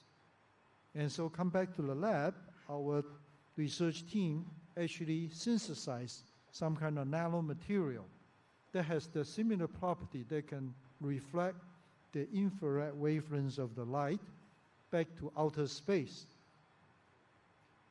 So the research team has managed to convert that into some kind of a painting, and we have done a test last year actually in the Sanshui-Po area next to CTU.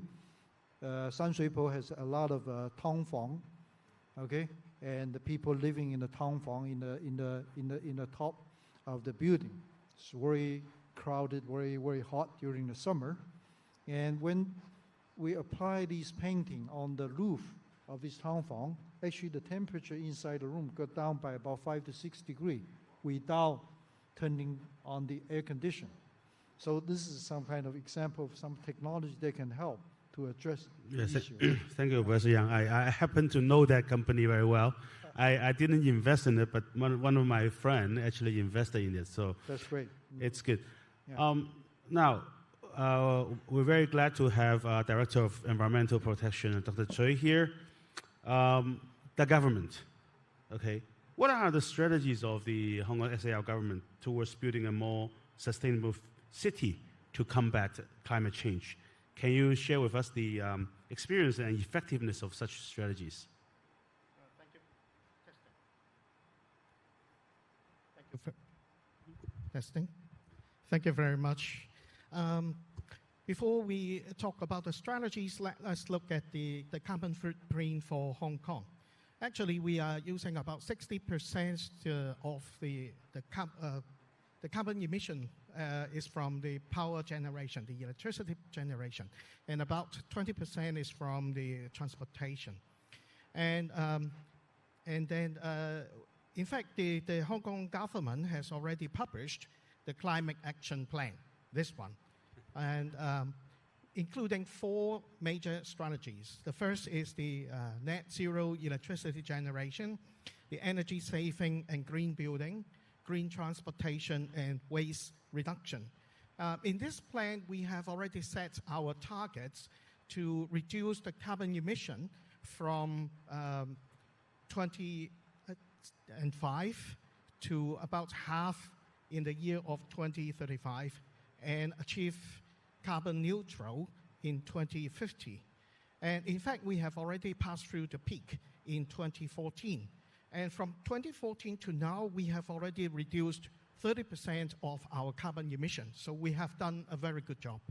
And if you compare the carbon emission, the per capita carbon emission from Hong Kong, we are about 25% that of US, and about 60% that of the European countries.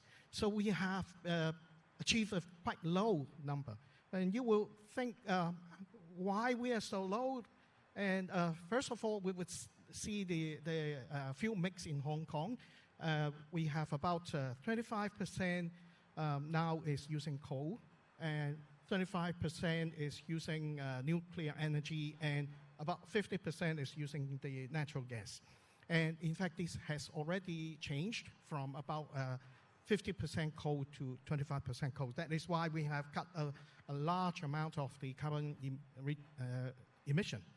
And in the future, we are going to have more nuclear energy, and then we have more the green energy. And also in our public transportation, we are a little bit different from the other countries in the world. 90% of our transportation is based on the public transportation system. And about that is 50% is by the MTR, the Mass Transit Railway. And the other half is mainly based on the public buses and public light buses. So that is why we have achieved a very low carbon emission. And we are going to do more. And we are prepared to use more new technologies, new energy sources, and also we are getting prepared for the climate resilience, which I think the whole world is going to prepare for that. I like the word resilience, but I would like to learn a bit more. But before that, you just mentioned about technology. So what do you see is, what role does technology play in this? Well, as a government, we have to look at, in fact, not only the new technologies, and also we have to rely on a very reliable source of energy and new technologies. In terms of new technologies, the government has already published a plan for using the hydrogen. Hydrogen is very clean, right? When it gives us the energy, it produces only water. And, but there is some risk with the hydrogen because of the explosion risk. And therefore, in promoting the use of the hydrogen in the future, we are looking from the legislative point of view. Especially in Hong Kong, we have many tunnels, and you have the hydrogen bus or hydrogen vehicles passing through these tunnels. You need the standards and the safety standards, design standards, and also the legislation to control it. And also, we have to work with the market, and then we progress gradually and prudently so that we can achieve this. And we have already moving ahead with this. We have now getting to promote the use of using the for trial for the heavy vehicles like the street washing cars, the refuse collection vehicles, double-deck buses, and coaches, and so on. And we also looking at other sources like uses, like the power supply in the construction sites.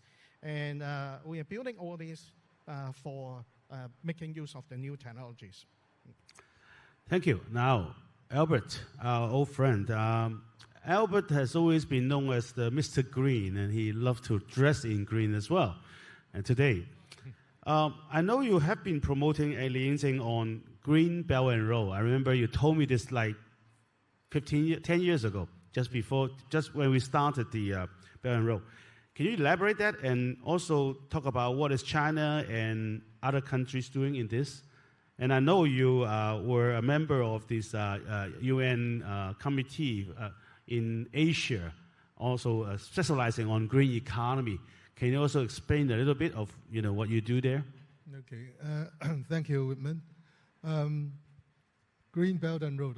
I think this description of Belt and Road has been there for quite a number of years, since it started.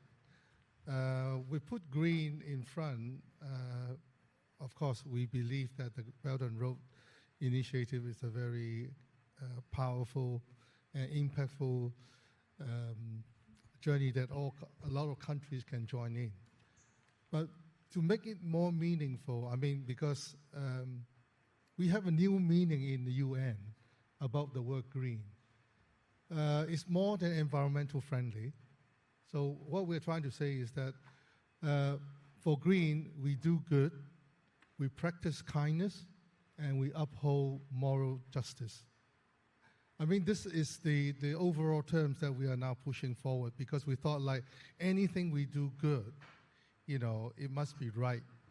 Right in the sense that, I mean, with the UN, which was established in 1945, we were talking about universal rights.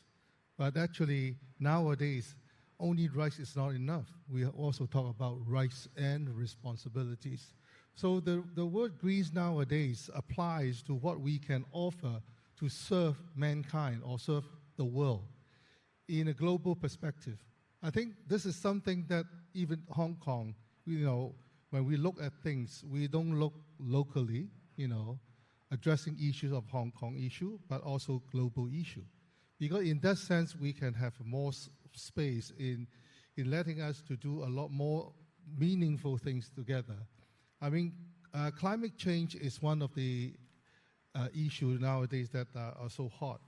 But it's no longer a single fragmented issue because it's all integrated with what we are doing now, in the economy, in our daily life. I mean, with all the new technologies, that we have invented, I think this is not about technology itself. It's not about innovative. It's also, I think this is about what purpose, higher purpose are we serving? Is it for the betterment of human being or the living creature of our earth?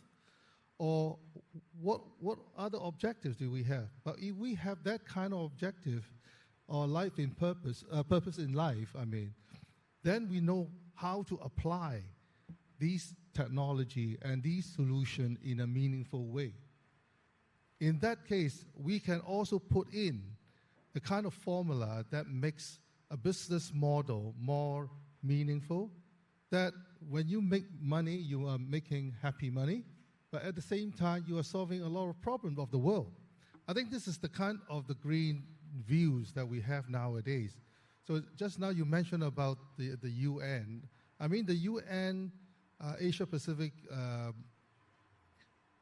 Social and Economic Commission, they have launched a new initiative called the Asia-Pacific Green Deal Initiative in 2022.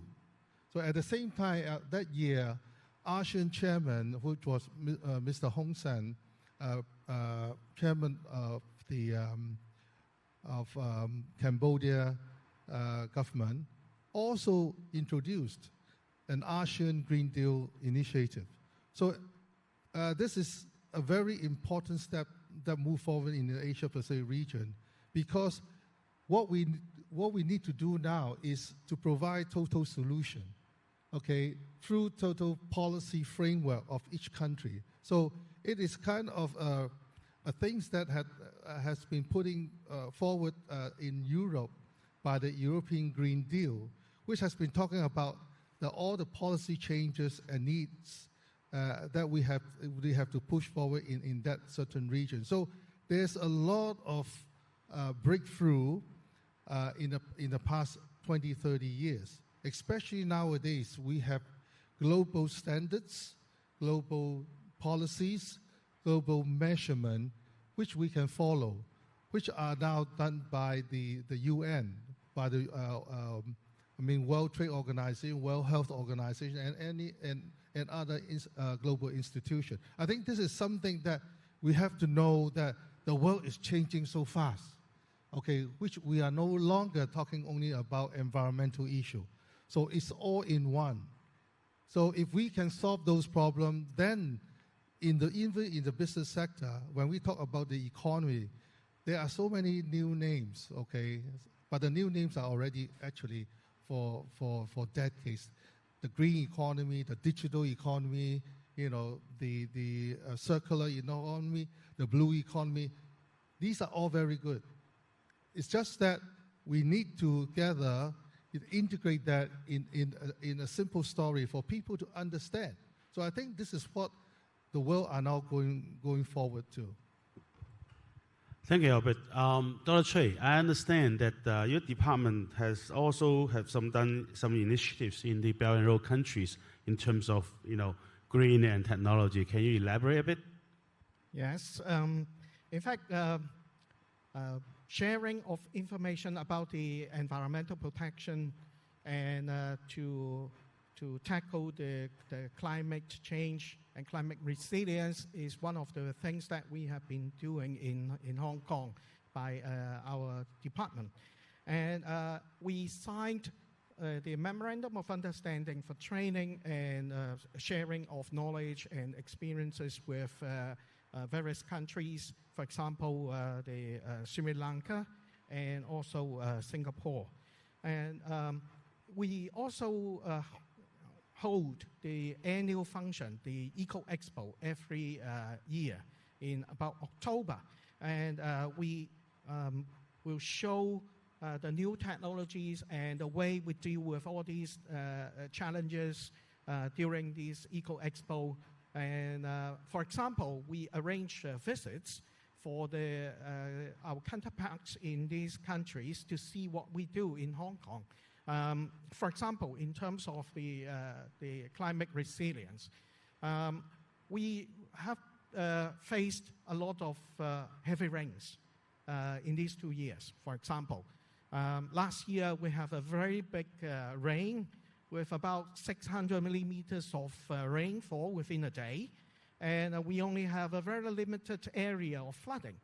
And we have a lot of rain during the past 20 years, but you seldom heard about, or in fact you have not heard about, any major landslides in Hong Kong. It means that, in fact, the government has been doing a very good job in our infrastructure. And these are experiences and knowledges that earned by us over the last 20 to 30 years in controlling the flooding, in controlling the landslides, and so on. And during these, the Eco Expo period, apart from the new technologies and also the exhibition we hold, we bring them to see what we do in terms of how we deal with the flooding.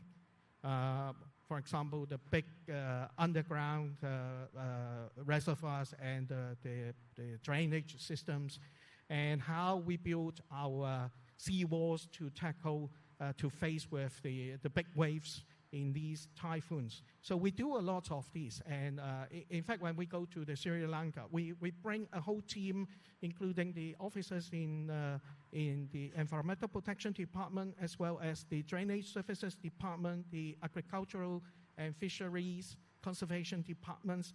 They all bring their ideas and knowledges to these countries, which we know that they need our knowledge and also our experience. And last time when we visited them about a few months ago, we also bring some air quality modeling and water quality modeling. We develop the systems for them so that they can move on how to use this to help their countries. They love it, and they hope that we can continue to help them. That's very good to know, you know. Sharing of information, collaboration, and sharing of best practices.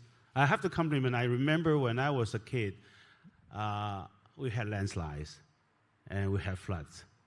Okay, and I used to live in a wooden hut in where Cyberport is today, and I experienced one typhoon number 10 then, and it was quite an experience. I was a kid, but nowadays we don't see that anymore. So really, this is good.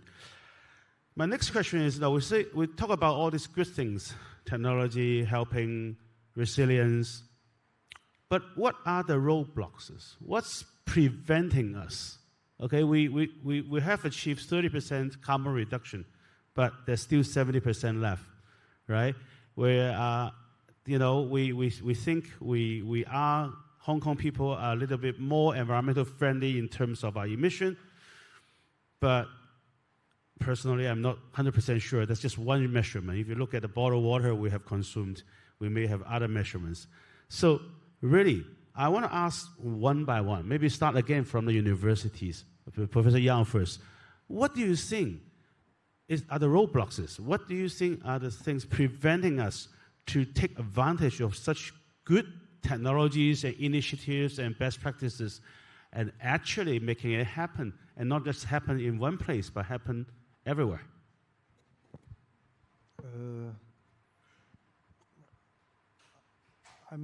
We look at this climate change. It is for the whole Earth. So it's not just one country or one city. So it's the global effort.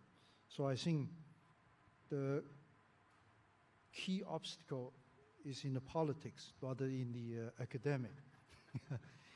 But having said that, I think we also, in Hong Kong, we have seen clear change over the last 10 years, because in mainland China, they have adopted this sustainable development goal, and they have implemented over the last 10, 15 years a lot of measures, technology-based. For example, the electrical vehicles. And this is something that we feel most closely. Remember 10, 15 years ago, we have a lot of hazy weather, very polluted winter.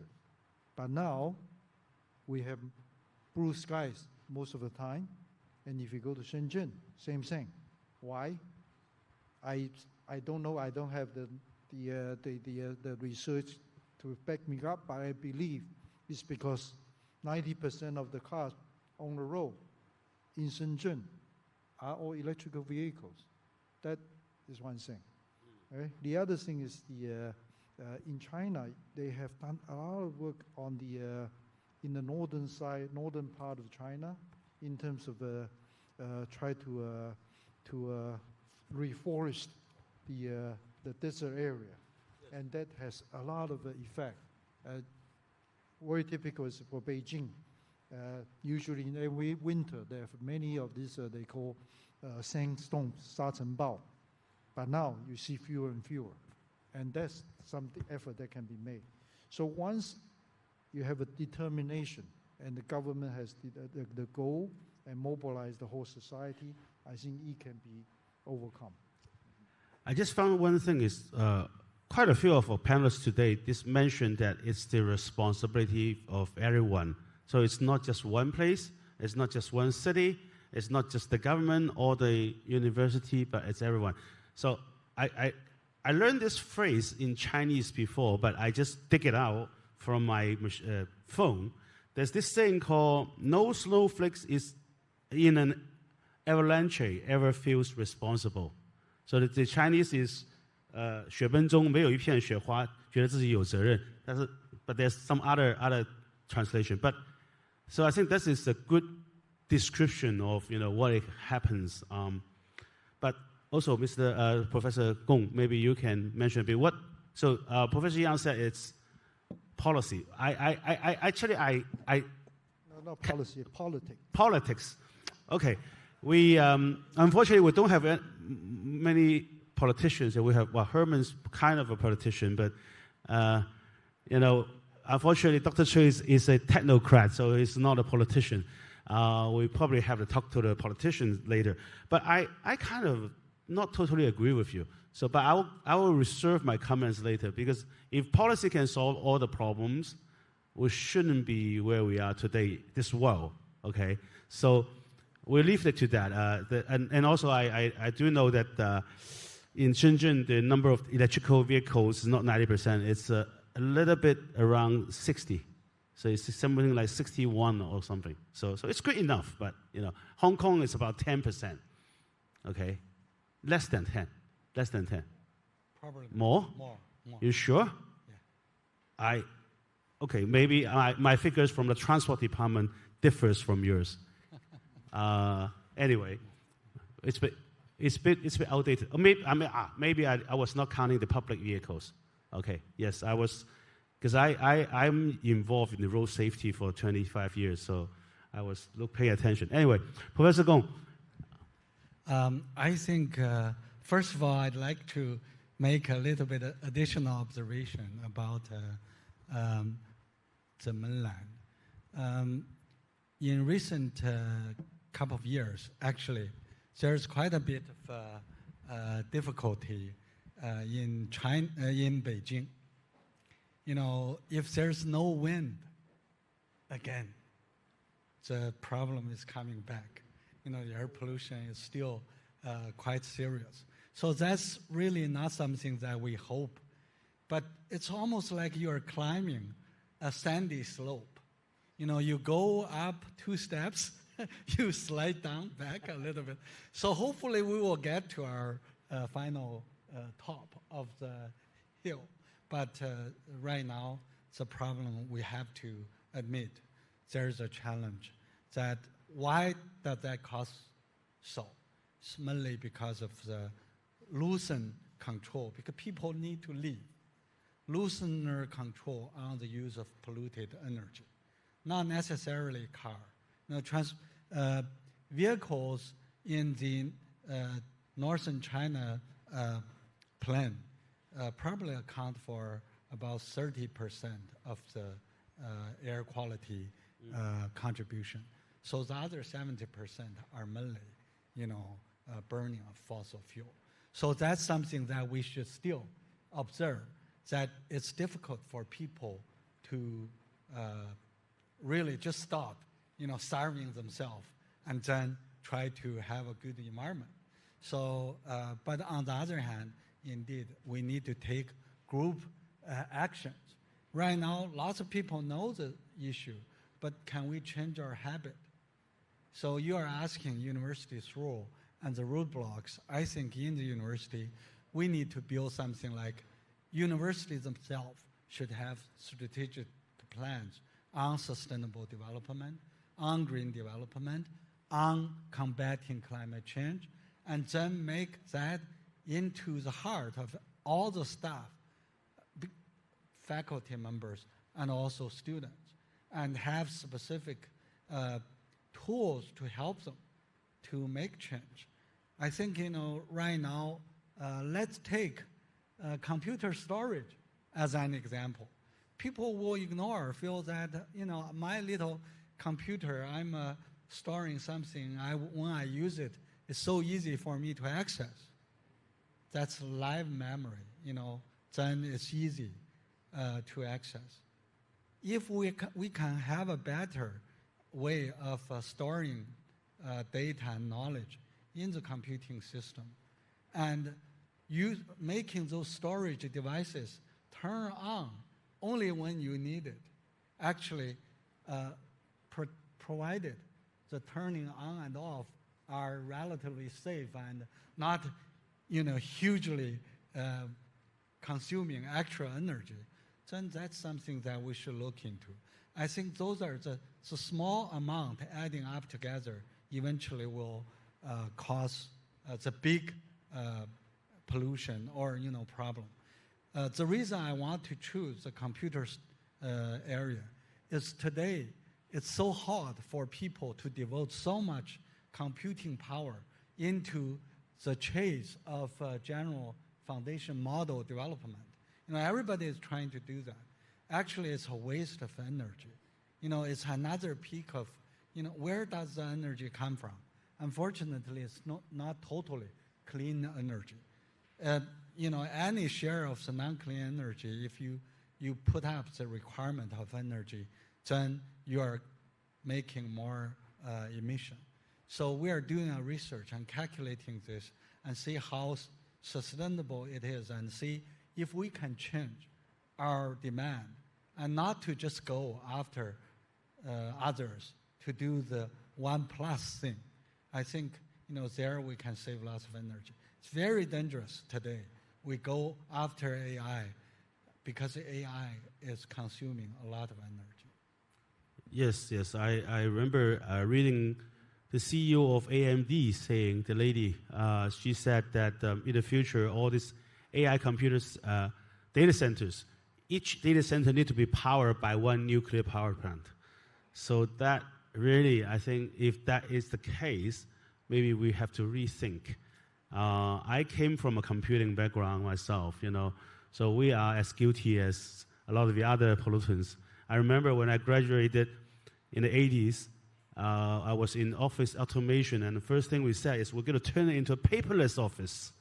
And unfortunately now, after 35 years, we're still not there. We're getting there. I try not to print out things, but still, we're not paperless just yet. Okay, and I remember when we first introduced teleconferencing, we thought that's going to save a lot of air tickets. Didn't go that way. So really, I wonder, some of these things, Professor Gong just said, people need to live. We agree people need to live, but can people live in a more sustainable manner? I think it all comes, in a certain extent, to affordability of this new technology. The people are burning their fossil energy because it's cheaper, or at least it seems to he or her is cheaper. The total cost is not, right? The external cost in economy is not, but for that individual. So how do we change that behavior? Anyway, we can discuss that in the next question, but I want Dr. Trace to talk about what are the roadblocks. Is it policy? Well, I would say from the government point of view, there are many things that are blocking these. First of course, is the financial implications, and then the infrastructure, and well, just take some examples. What the professors has already said is the cost, or using the EV, the electrical vehicles. In fact, in Hong Kong now, we have already got 100,000 private cars in Hong Kong. It's about 10 to 15% of the private cars now is in using the electricity to drive. And this is the cumulative. If you just look at the new cars, over the last 1 year, we have already reached about 2/3 of our new cars is already the electric vehicles. And this, why is that there is a drive to that? Of course, the main reason is that the cost. And of course, it's easy to use. The cost is much lower, not just because of the first registration fee, but also the cost for the fuel. Okay, if you use oil in Hong Kong, it's very expensive, but electricity is much cheaper. So financial is an issue, and market availability is also an issue. And as a government, to use the new technologies, another major thing that we have to go through is the infrastructure. For example, if we look at the success of Hong Kong, in one of the things that we do, which is unique in the world, is the use of seawater for toilet flushing. If you were told the world that Hong Kong is using seawater for toilet flushing, nobody knows that seawater can be used. And if you ask the people in Hong Kong, they would say why they don't use it. So it's so strange, right? Because Hong Kong is the only place used the seawater for toilet flushing. And then a lot of the people will ask questions about corrosion problems, corrosion of the pumps, or etc., valves, and so on. But just one simple answer is that if a city used a technology for 60 years, the problem should be solved. Otherwise, we will not continue to use it, right? So, but what is blocking the other places to use the seawater is mainly because they don't have the infrastructure. So we have to plan it at the very beginning, and we planned it in 1950s. And now it's providing the seawater for toilet flushing for 80% of our population. And the cost of that and the energy consumption, if we compare the energy consumption, we're talking about seawater is only 50% of the energy that is used by freshwater, and only 10% of reclaimed water for using water reuse, and only 1% if you compare with desalination. So it's a lot of energy saving if you use the seawater. And then, while maybe some people would say that if you use the seawater, you can't use the reclaimed water from a reuse of water. And that problem we also solved. In fact, if you use the seawater for toilet flushing, we already save 20 to 30% of the fresh water that we use, because you use a lot of water to flush the toilets. And the total amount of the water that we save is already more or less the same as Japan in the whole country for reclaimed water. And in fact, in the new airport in Hong Kong, we use the seawater for toilet flushing and also for cooling. We use a lot of seawater for cooling, which saves a lot of energy as well. And we also use a lot of the reclaimed water for irrigating the the grassland. You can see the grassland, the landscaping plants. They are using the reclaimed water. So we reduce the water consumption by 50%. So it saves a lot of money and a lot of energy and a lot of fresh water. And but what is blocking the other countries is the idea, is the infrastructure, and we need to plan it in the early stage. So, because we have a little bit more time, I'm not sure whether you want another example. Okay, another example which we recently done in Hong Kong, which is also a very unique in the world, is the COVID. Well, we have passed through the very difficult time of COVID-19 in the past 3 years. I think everybody remembers. In Hong Kong, we have no lockdown at all during this period. And what you see or what you hear from the televisions and the radio is that we are using the sewage.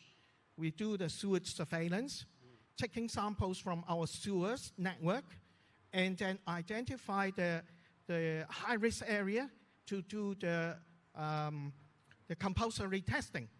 And it's happened to be very, very successful. And during that major period of the time, in fact, we set up a 400 people team taking the samples every day in the morning at about 6 a.m. to 11 o'clock, collect the samples, do the analysis, the chemical and the biological analysis, and get the data at about 10 o'clock in the evening, in the night time. And then we complete the data analysis and then produce the report every day before 9 o'clock in the morning. And then these information were used to identify the high-risk area where we need to use we use the compulsory testings, blocking the buildings, and then distributing the rapid testing kits for self-testing and identify the hidden cases and isolating them. And then we controlled. During the peak time, we have about 80,000 people getting infected every day in about the end of February. And by using this technology, sewage surveillance, we can control it to about 1,000 people in April. And we also, based on this technology of collecting the samples from the sewage, we can, using the statistical analysis, we can predict the number of new cases 4 days ahead. And the accuracy is 98% for a whole period. And then, of course, we do a whole day. So we do all these and using the new technologies. It is a very good experience in using the new technologies, but you have to have the idea, and also you need to go ahead and to do it right away. Thank you. Thank you. I happen to know, if I'm correct, is that technology was actually a lab from Hong Kong U, because I had visited that professor. So it was very impressive. So, Albert, a different angle, non-academic, non-government. You have been an advocate. Yes. And I know you also have been pushing the business sector to do more, I remember one of the initiatives from World Green Organization is actually teaching the corporates how to have a greener kind of operation mode. Can you tell us what's stopping us? Allow me to share a view. I mean, I have been meeting a number of countries' leaders in Asian countries, and certainly also in China. And most of them, they are ministers and also prime ministers, president. One of the question that I asked them, which they came back,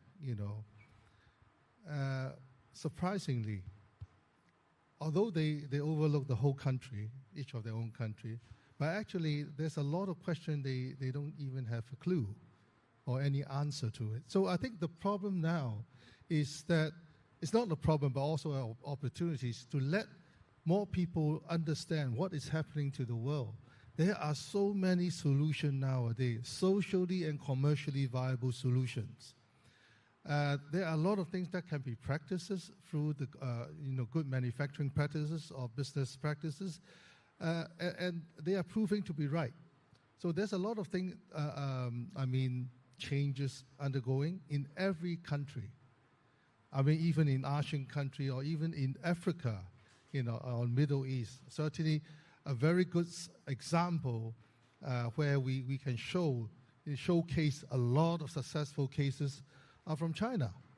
So, I mean, even in the past 2-3 years, now more and more example from China has been illustrated in the UN. Because in the past, they were so afraid to even mention about any examples in China. But nowadays, we are talking about real facts, okay? And also the infrastructure of what our other speakers has been talking about. Infrastructure, policy, politics, whatever we mentioned about. I think one of the key issue is about what solution, what benefit can bring it to every stakeholders. Because that is very important for politician, for the businessman, for the layman, for the educator, for the government sector. I mean, a lot of now new solutions are catered to solve a number of problems at the same time. So it's a multitask things that are happening in the world.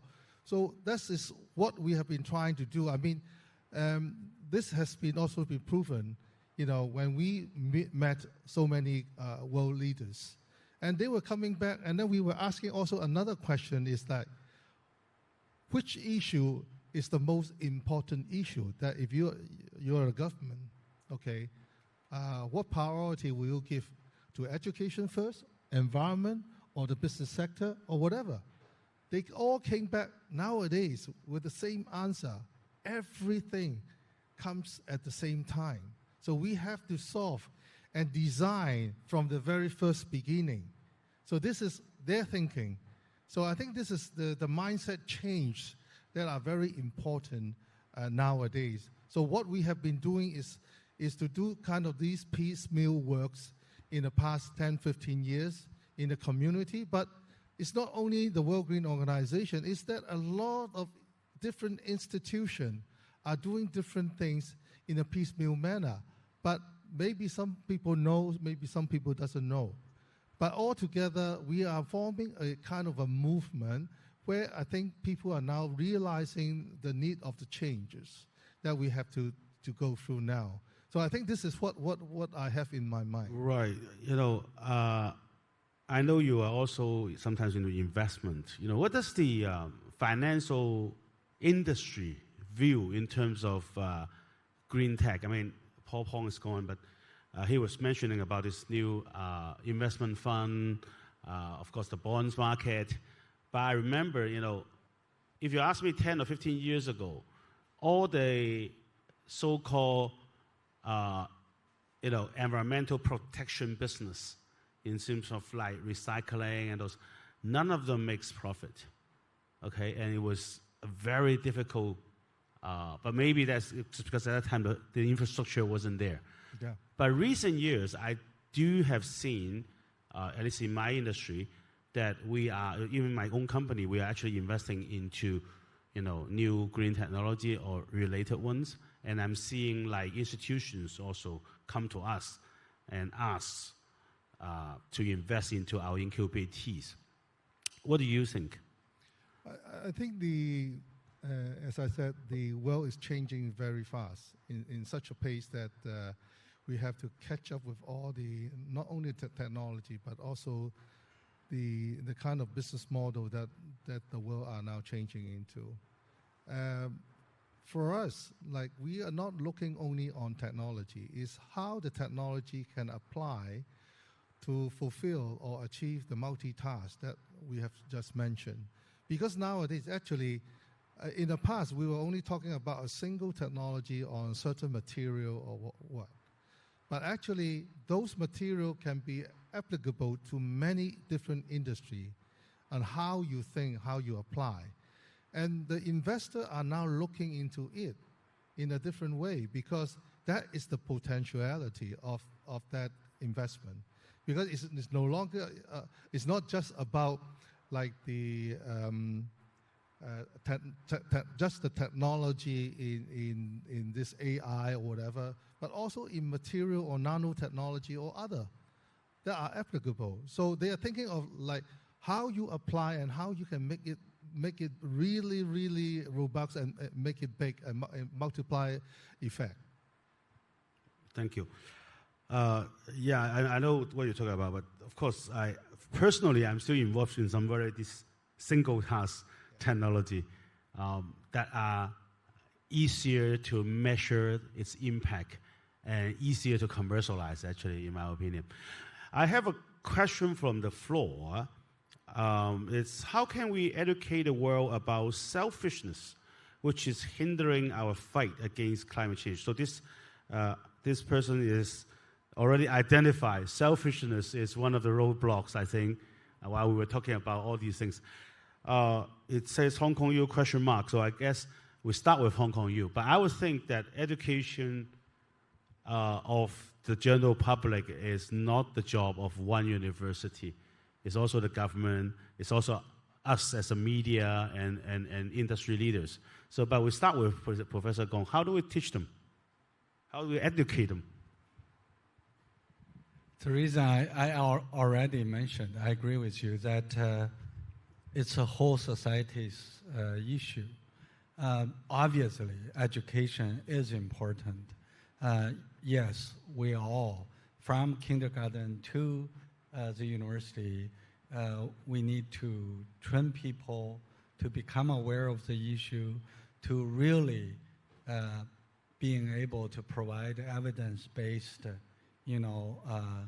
intelligence and wisdom to everyone in the society, in the hope that we are able to overcome the selfishness issues, and also because in this business, it's almost like you try to think that you gain something, in the meantime you lose something else. So if everybody is aware of that, and also in our culture, in the Chinese circle, being able to stand out, to point out other people's improper or misconduct takes courage. And it's also an education issue. Again, it's not just the educators' responsibility. It's the employers, government, and also families' responsibility.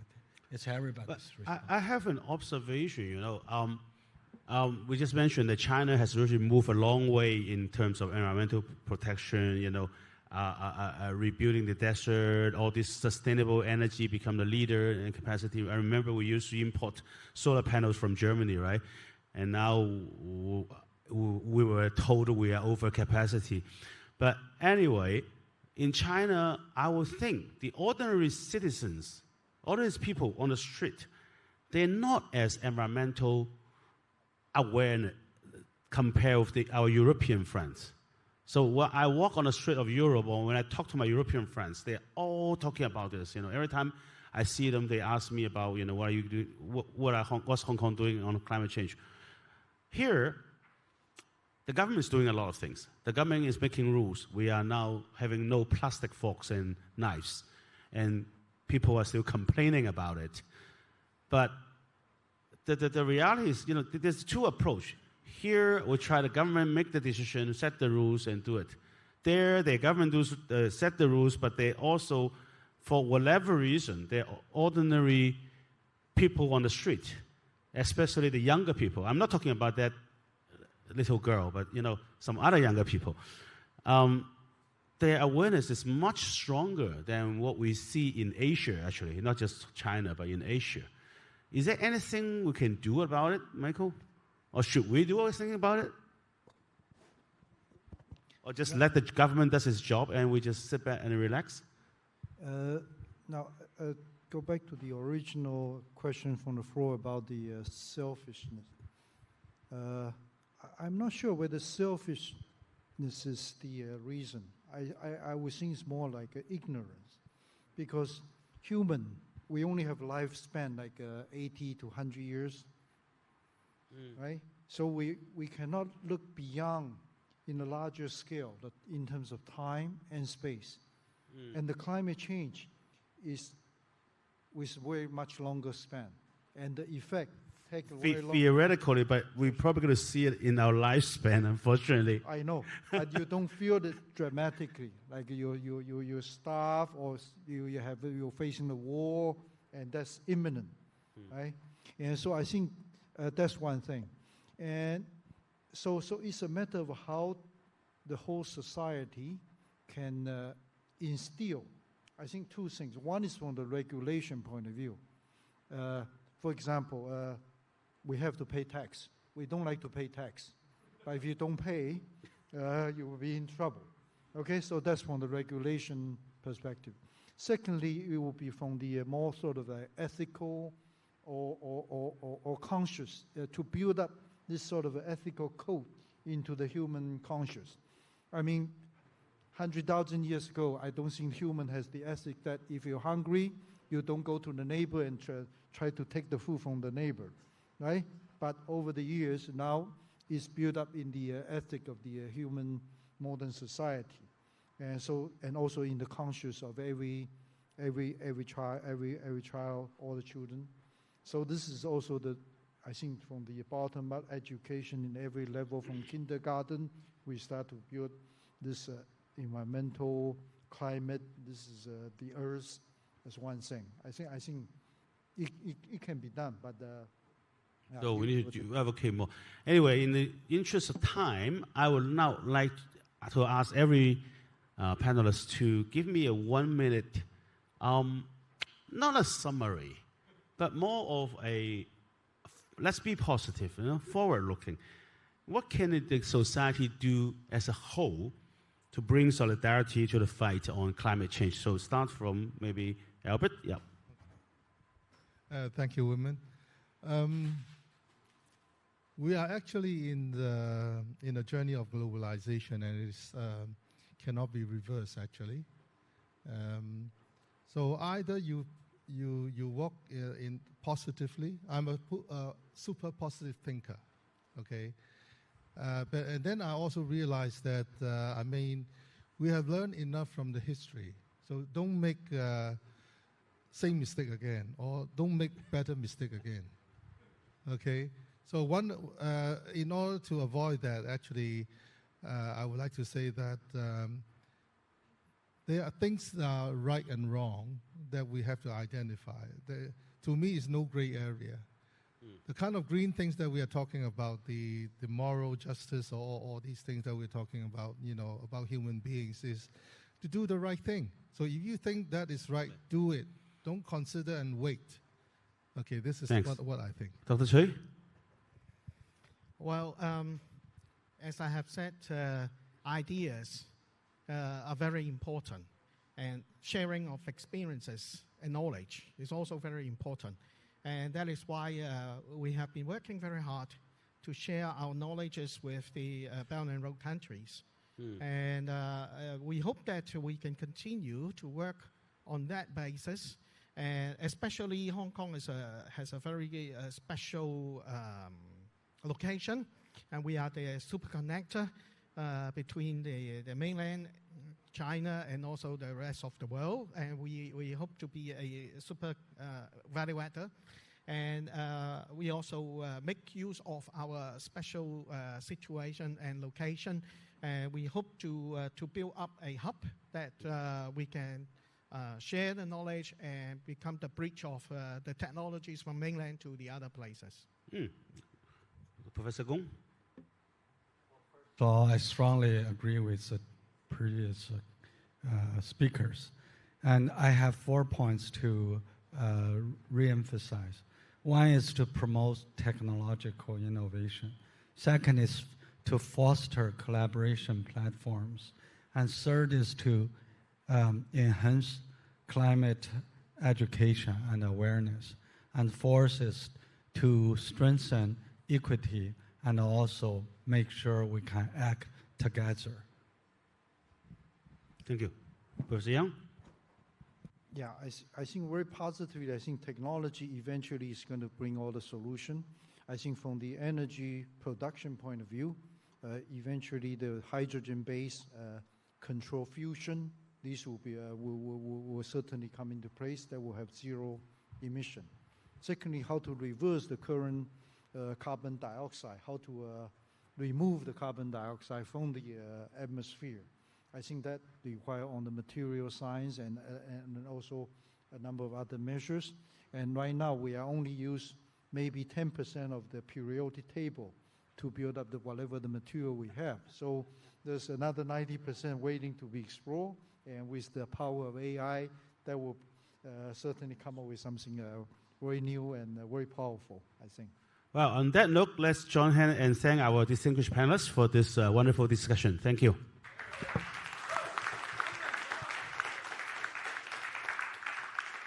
Thank you very much, everybody. And thank you to our moderator, Whitman Hung. Please stay on stage for a moment. You're going to get some certificates. Yes. And let's welcome Mr. Chang Chi-kung, Deputy Secretary General of Hong Kong Coalition, to present the thank you certificates.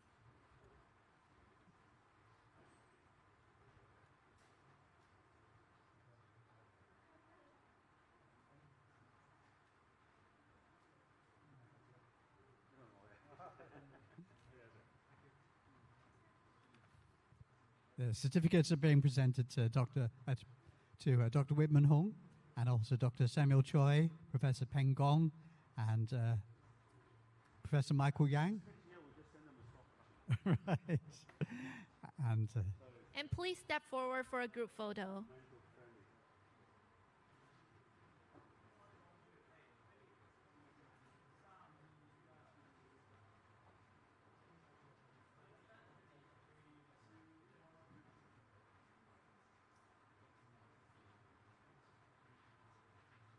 Thank you very much. You may leave the stage and take your seats. Thank you. Please be seated. Except for Mr. Zheng.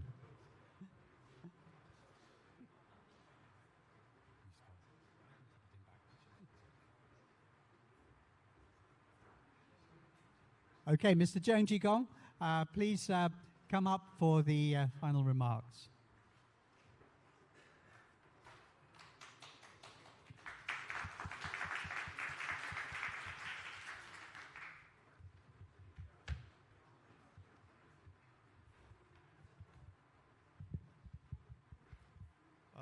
Thank you to all our honorable guests for joining us today and sharing your valuable insights. Sustainability is an agenda that has become increasingly important in 21st century. In recent years, with the promotion of ESG, sustainability has come to be a popular topic across multiple fields. We can observe a pattern. The more advanced human development, the greater the emphasis on the sustainability. We recognize that to create a better future, there needs to be a responsible development model that does not just focus on the pleasant. Today, our guests have discussed technological innovation, business and economic models that demonstrate precisely this long-term perspective and a deep sense of responsibility among the global community. As a country with huge population, China is a key player in any future governance effort. As we said a few years ago, China's success in poverty alleviation has contributed not only quantitatively and also qualitatively to the world's response to poverty issues. As China's overall development levels improve, sustainable development has emerged as a new concern. The Chinese government has demonstrated strong commitment towards climate change, and our achievement has been widely recognized. China has become the world's largest renewable energy market and the top producer of clean energy equipment since the ESG concept was proposed. China has always been an active advocate, participant, and promoter of global sustainable development. In terms of afforestation, the forest coverage rate in China has increased triple since the founding of the PRC. The new added vegetation area accounts for about 25% of the world's total increase. China's long-term climate pledges for 2030 and 2060 were also written into the 14th five-year plan, making the first five-year plan in the nation history to include climate goals. Furthermore, the Fifth Amendment to the Constitution in 2018 included ecological civilization in the Constitution for the first time, placing ecological governance and environmental protection in the path of the rule of law. Sustainable development seems to be a new topic in recent years. However, sustainability is a wisdom that our Chinese ancestors had always cherished. Now, I would like to invite every one of you to look at our history, the history of the Chinese ecological civilization. We have a philosophy, tradition of unity of heaven and man, 天人合一. Heaven refers to the natural environment on which human beings depend for survival and laws of nature within it. We regard the laws of nature as the supreme law of the human world. We seek coexistence and harmonious unity between man and the nature. In practice, we summarize it as what we take from nature should be well measured, and have we used these resources should be restrained. 取之有道，用之有節. Well measured means that we value the laws of nature to protect our resources. In ancient times, we already make laws to regulate the timely use of the biological resources according to the law of nature to protect the extinction of species. 以時入山林. Restraint means saving and frugal. Even wealthy families will teach their children to value resources and the food on the plate. Each grain is hard-earned. 誰知盤中酸，粒粒皆辛苦. All these values are shared by the Chinese people across the great tradition, 大傳統, which represent the thought of the elites, and the 小傳統, the small tradition, which characterize the living style of the ordinary people. This value has existed thousands of years, not just today. So, the seemingly new concept of sustainability has been deeply rooted in our cultural DNA. Back to our future again. with the inherent wisdom, we must focus on the creative transformation of the precious traditional value and make them universal. Apart from values, we need action too. I believe that with the effort proposed by each one of you today here, coupled with innovation and technology, there will be more and more ways to achieve a sustainable future. Ladies and gentlemen, thanks again for your participation. Your efforts are mostly needed. Your effort is not for our city, not just for our country, but for the people and their future generation living on our planet. Thank you.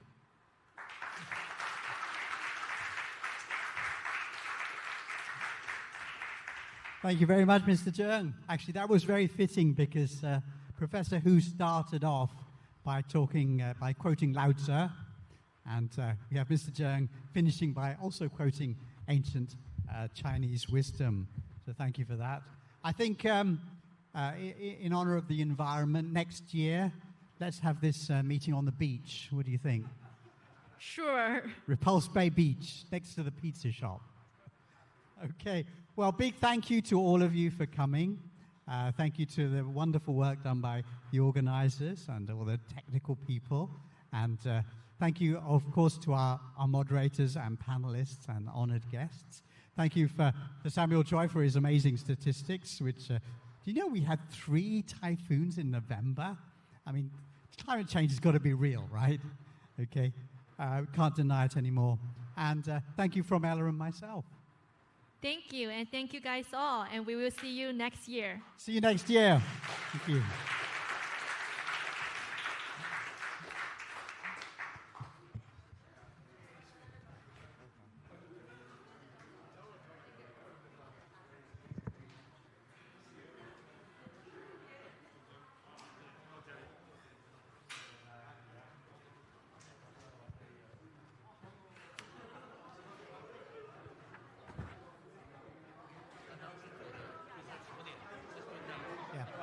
Okay, that's the end of the live broadcast, but we're going to give a few certificates.